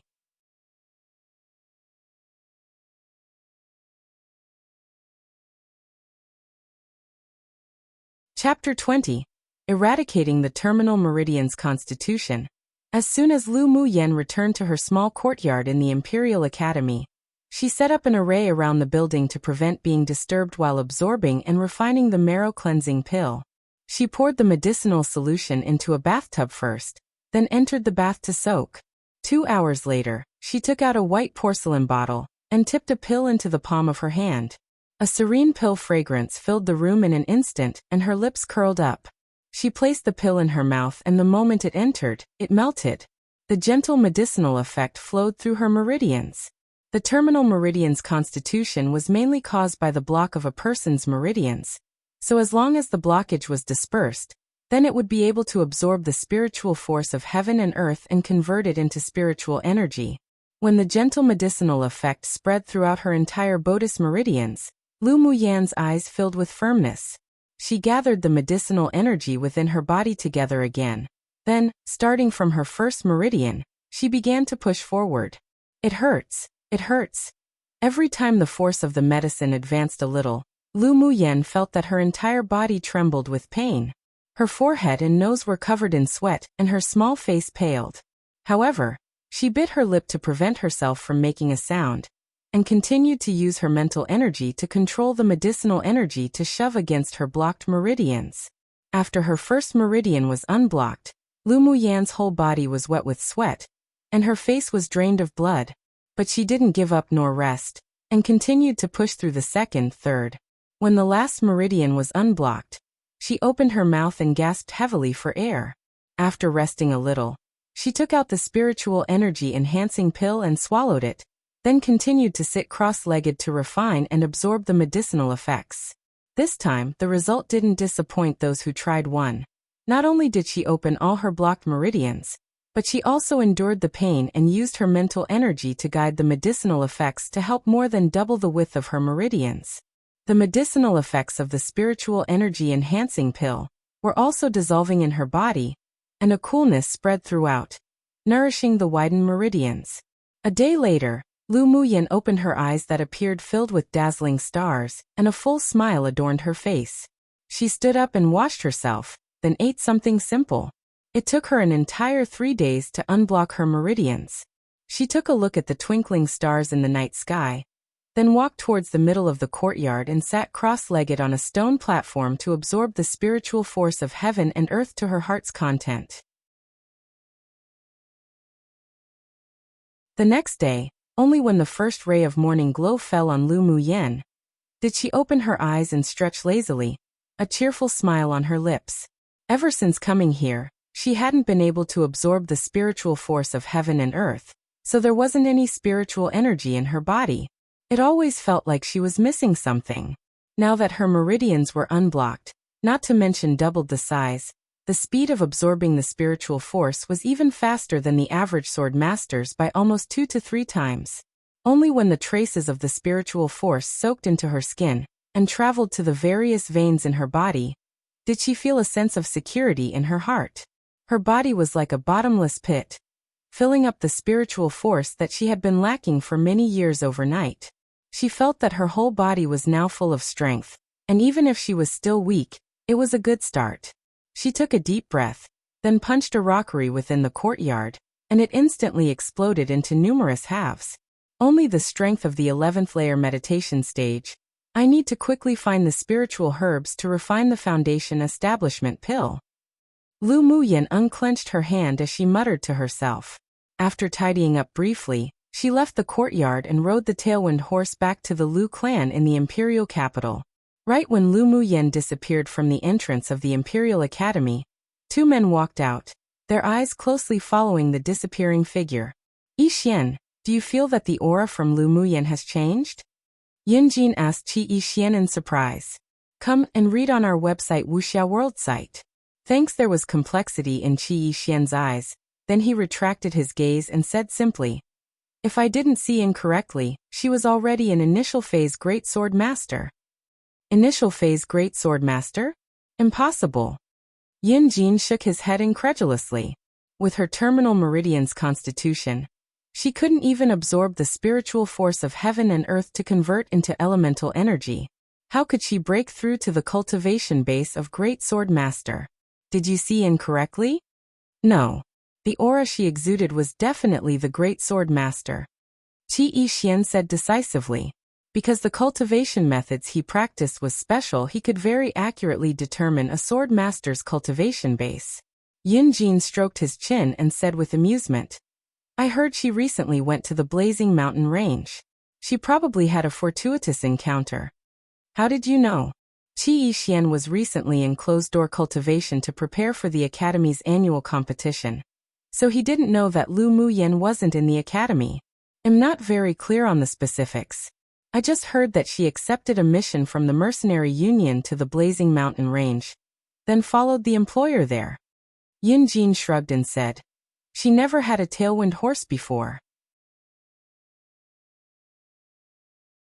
Though I've got to say, Lu Muyan's quite eye-catching now.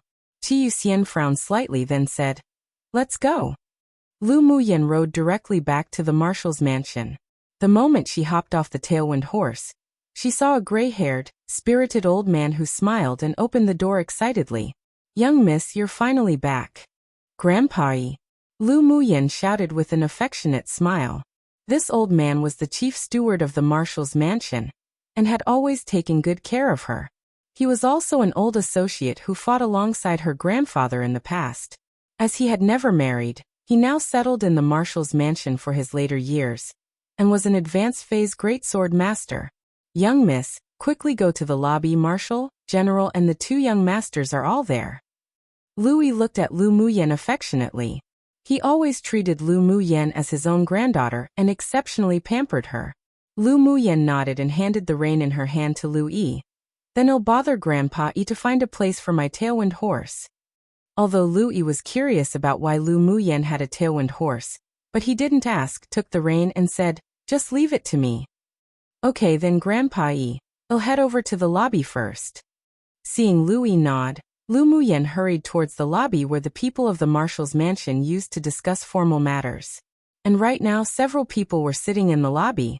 Lu Muyen's grandfather, Lu Zhantian, her father Lu Mou, eldest brother, Lu Mubai, and her elder twin brother, Lu Muting. Lu Muyen also had two uncles, but one was guarding the battlefield in the frontier, while the other left to travel. Grandfather, father, eldest brother, second elder brother. Lu Muyen entered the main lobby and addressed each of them with a warm expression. Yenner is back. Lu Mou looked at his daughter affectionately as she entered the door. How did you lose weight? The corner of Lu Muyen's mouth twitched. Where did she lose weight? She was just right. Humph, stinky girl. You still know to return? Lu Zhantian snorted. But the smile in his eyes still revealed that he was very happy. Lu Muyen immediately stepped forward right beside her grandfather to appease him. Grandpa, didn't I come back to surprise you? Stinky girl, what sort of surprise could you give us? Lu Muting tugged at Lu Muyen's arm, and the face that looked highly similar to Lu Muyen's wore a brilliant smile. Lu Mubei's handsome face also revealed a soft smile, and looked at Lu Muyen with warmth in his eyes. Those who try hard will have the desired result.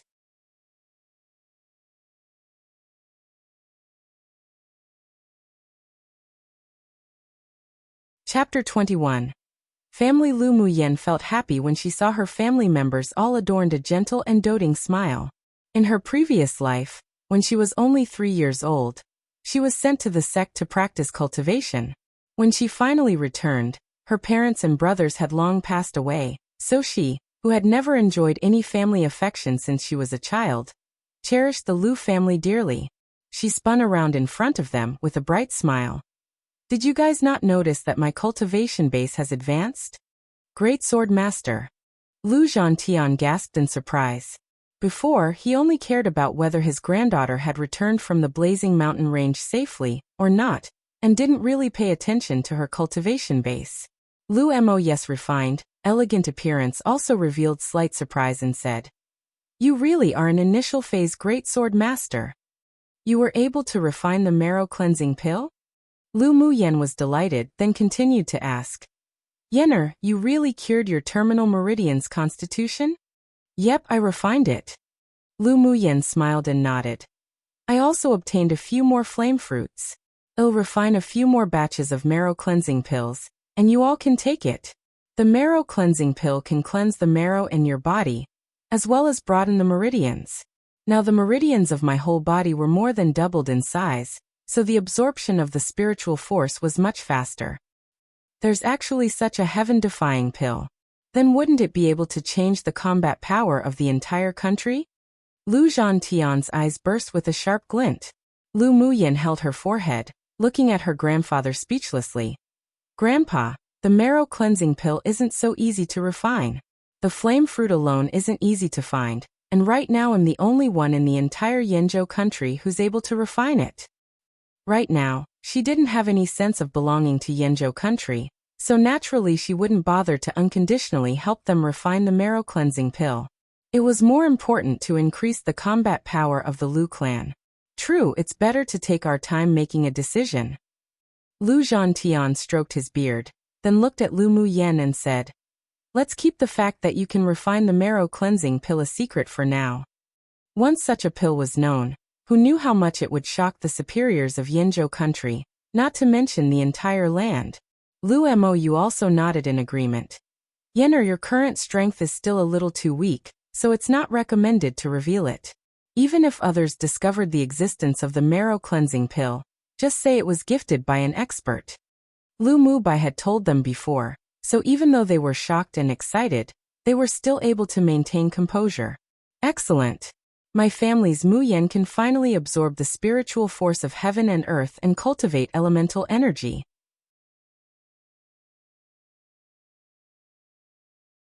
Lu Zhantian was filled with joy. His granddaughter could finally eradicate her terminal meridian's constitution. It was even more exciting than knowing he could double the size of his meridians after taking the marrow cleansing pill. Yenner is indeed a person of great luck. Lu Mo's eyes showed gratification. The divine seer's divination was indeed correct.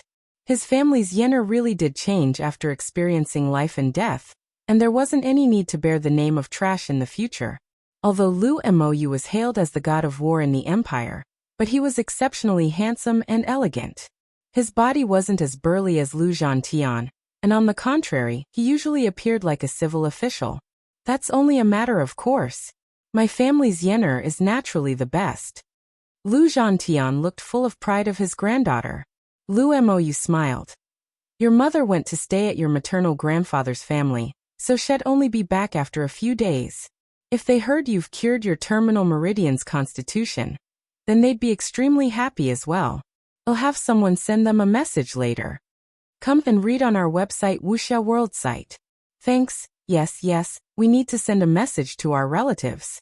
It's a big deal for our Yenner to finally be able to cultivate. Lu Zhantian laughed happily and said, We'll also pass the news to your younger sister. Yes, father. Lu Mou nodded with a smile. Lu Muting reached out and poked Lu Muyen on the cheek and said, Little sister, your skin has become fairer and brighter after taking the marrow cleansing pill. Lu Muyen slapped the hand of her twin elder brother off of her and rolled her eyes at him, saying, That's only natural. Second elder brother, when did you come back? Lu Muyen had a tacit understanding and feeling with her elder twin brother, Lu Muting. Lu Muting's eyes darkened upon mentioning this, and a chill rose on his face. I heard that you were bullied, so I came back from the frontier. The Gu clan's daughter really doesn't want to live anymore. He was different to Lu Mubai. He preferred exciting and thrilling battles, so he was thrown to the frontier, where his second uncle was stationed, by their grandfather for training. He hurried back because he heard that his little sister was injured by Gu Yanran and almost died. Who knew that as soon as he returned, he heard that his little sister went to the blazing mountain range. Originally he wanted to take care of Gu Yanran, but was stopped by his eldest brother. Since his little sister wanted to take revenge herself, he temporarily extinguished his thoughts of killing Gu Yanran. It's just one Gu Yanran. She's not worthy of second elder brother to personally take action. Ferocity flashed by Lu Muyan's eyes, and she raised an eyebrow and said, During the Academy's annual competition, I'll let her taste the evil fruits she sowed. Now that's my little sister. Toleration's not the style of our Lu clan. Remembering how his little sister constantly tolerated Gu Yanran and Zheng Ro because of Qi Yixian, fury rose in Lu Muting's chest. He softened his tone and attempted to persuade Lu Muyen. Even if Qi Yixian doesn't really like Gu Yanran, but you can't change the fact that the Qi clan wants him to marry that woman as a concubine. I heard that the imperial noble consort and the Gu family were trying to push for her to become the official wife. Regardless of whether it's possible or not, such a man isn't worth entrusting your entire life with. Hearing Lu Muting's words, the others also turned their attention to Lu Muyen. Lu Muyen was obsessed with Qi Yixian, and even asked her family to open a backdoor for her to enter the Imperial Academy despite still wearing the title of trash. Due to this, she often had to endure others' ridicule and bullying, which caused a lot of headaches and heartaches for them. Grandpa, father, eldest brother, second elder brother, don't worry. Lu Muyan's eyes were full of decisiveness, and she said firmly, After dying this one time, my heart's like dead ashes one. He isn't a good match for me, and all my thoughts and energy are now on cultivation. As if I've got time to chase after him. Hearing Lu Muyen say this, they sighed with relief. Lu Muting patted his little sister on the shoulder, and said with gratification in his voice, Thinking this way is correct. After having strength, who dares to belittle you? Bully you?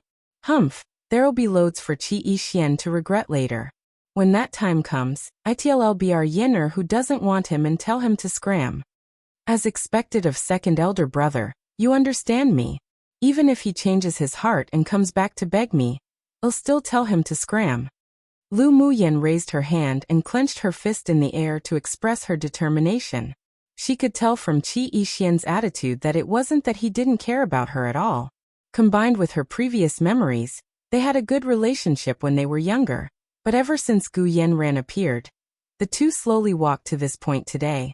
But it was undeniable that Qi Yixian wasn't a qualified candidate as a potential partner. The fact that he was able to indulge Gu Yanran and Zhang Rao's bullying of the original owner of this body was also because he used Lu Muyan's deep love for him. But right now she had no feelings for Qi Yixian.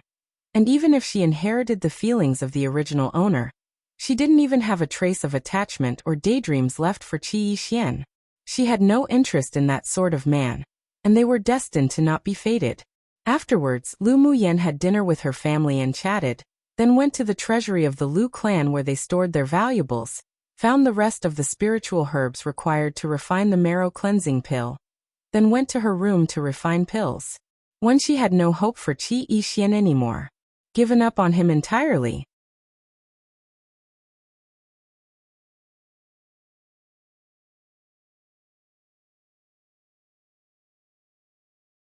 Chapter 22. Cousin. After returning to her room, Lu Muyen lined up the spiritual herbs she ransacked from the treasury. She took the flame fruits out from her interspatial ring, then placed them carefully with the spiritual herbs. She only used one flame fruit when refining the marrow cleansing pill before. So including the ones Yi Qinghan gave her, there were a total of 11 flame fruits left. With this quantity, it was more than enough to refine the marrow cleansing pills for her grandfather and the rest. Not to mention with her current strength, she'd be able to refine at least 3 to 4 top-quality marrow cleansing pills per batch, so there wasn't a problem at all. Lu Muyen placed the spiritual herbs into the cauldron one by one. The flame fruit wasn't suitable to be stored as the longer they were kept, their medicinal effects would slowly decrease. Since her terminal meridian's constitution was completely cured and she now had access to spiritual energy, it saved a lot of trouble when refining pills. Lu Muyen threw the spiritual herbs and flame fruits into the cauldron, carefully controlled the flame, and slowly began to refine. After several hours, the flow of medicinal aroma spread throughout her room. It wasn't until the evening of the second day did Lu Muyen extinguish the flames. With a raise of her hand, round lustrous white pills flew out of the cauldron one by one. Looking at more than a dozen white porcelain bottles on the table, a merry smile rose on her face. This time, she refined a total of 42 marrow cleansing pills, meaning each batch produced nearly twice as much as her initial batch in the blazing mountain range. Lu Muyen carefully put the porcelain bottles away with a sharp glint in her eyes. These marrow cleansing pills were worth quite a bit of wealth. With these marrow cleansing pills alone, she could find a way to exchange for some more precious spiritual herbs. Once she broke through to the core formation stage and obtained her own pill flame, then refining pills like the worldly reduction pill one was as easy as obtaining it simply by reaching out a hand. Lu Muyen clenched her small fists tightly. Core formation stage. I'll definitely reach it soon. Due to her strong desire for strength, Lu Muyen didn't continue to delay herself at home. After delivering the marrow cleansing pills to her grandfather, she explained a little, then returned to the Imperial Academy. As the most powerful academy in Yanzhou country, the spiritual force that gathered in the Imperial Academy was far more plentiful than her home. After a few days of unrestrained absorbing of the spiritual force in her courtyard in the Imperial Academy, she stabilized her cultivation base at the final layer meditation phase, and she only needed to refine the foundation establishment pill to advance to the foundation establishment stage, which was equivalent to the strength of a sword spirit. More than 20 types of spiritual herbs that were necessary for the foundation establishment pill could be found on the market, but the 3 main spiritual herbs were more difficult to find. These 3 herbs were the deep orchid that grew in icy places, so it could only be found in the glacial mountain range, and the 7-leaf ginseng and purple monkey flower which could be found in the southern Plume Canyon, but were very difficult to find. Lu Muyen put away her thoughts, then touched her hungry stomach. It seems I still need to refine some Anidia pills. After leaving her courtyard, she discovered she would receive some strange looks from time to time, or secretly be judged behind her back. She sighed, gave up the plan to go to the Academy's cafeteria to eat, and walked towards Moonbillow Restaurant. Moonbillow Restaurant was located in the most prosperous street, the Vermilion Bird Street, and was the most famous restaurant in the imperial capital. Hey, isn't that Lu Muyen? Yin Jin sat in a private room of the Moonbillow Restaurant. After scanning the streets randomly, he saw Lu Muyen who entered the restaurant. Hearing this, Qi Yixian also looked down from the window, but only saw a corner of purple clothing, without any trace of Lu Muyen. In addition to the two people in the private room, there were also three others. One was the Empress' son, the third Prince Yunlan.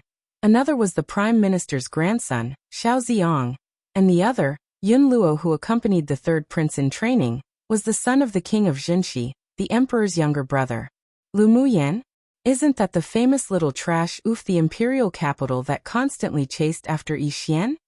Xiao Ziong touched his chin in thought, then looked at Yun Jin with curiosity. I heard that she changed a lot after being injured by the imperial noble consort's younger sister? Is it true? Come and read on our website Wuxia World site. Thanks, of course it's true. She either ignores Yixian completely or ridicules him. Yun Jin's expression was full of gloating, and he didn't even care about Qi Yixian, whose face already turned dark. Oh yeah, she's already a great sword master. How's that possible? Xiao Ziong exclaimed.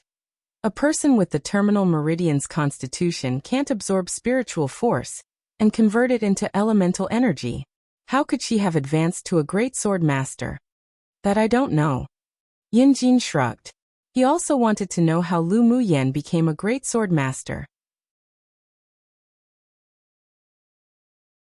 After Yun Luo returned this time, he also heard a lot of rumors about Lu Muyen, particularly about the promised battle between her and Gu Yanran. There were already numerous major gambling houses in the imperial capital that had begun to make bets on them. Thinking of Lu Muyen and her relationship with his cousin, he looked up at the young man who sat on the main seat and asked, Alan, Lu Muyen's your cousin, right? She really advanced to a great sword master? Lu Muyen.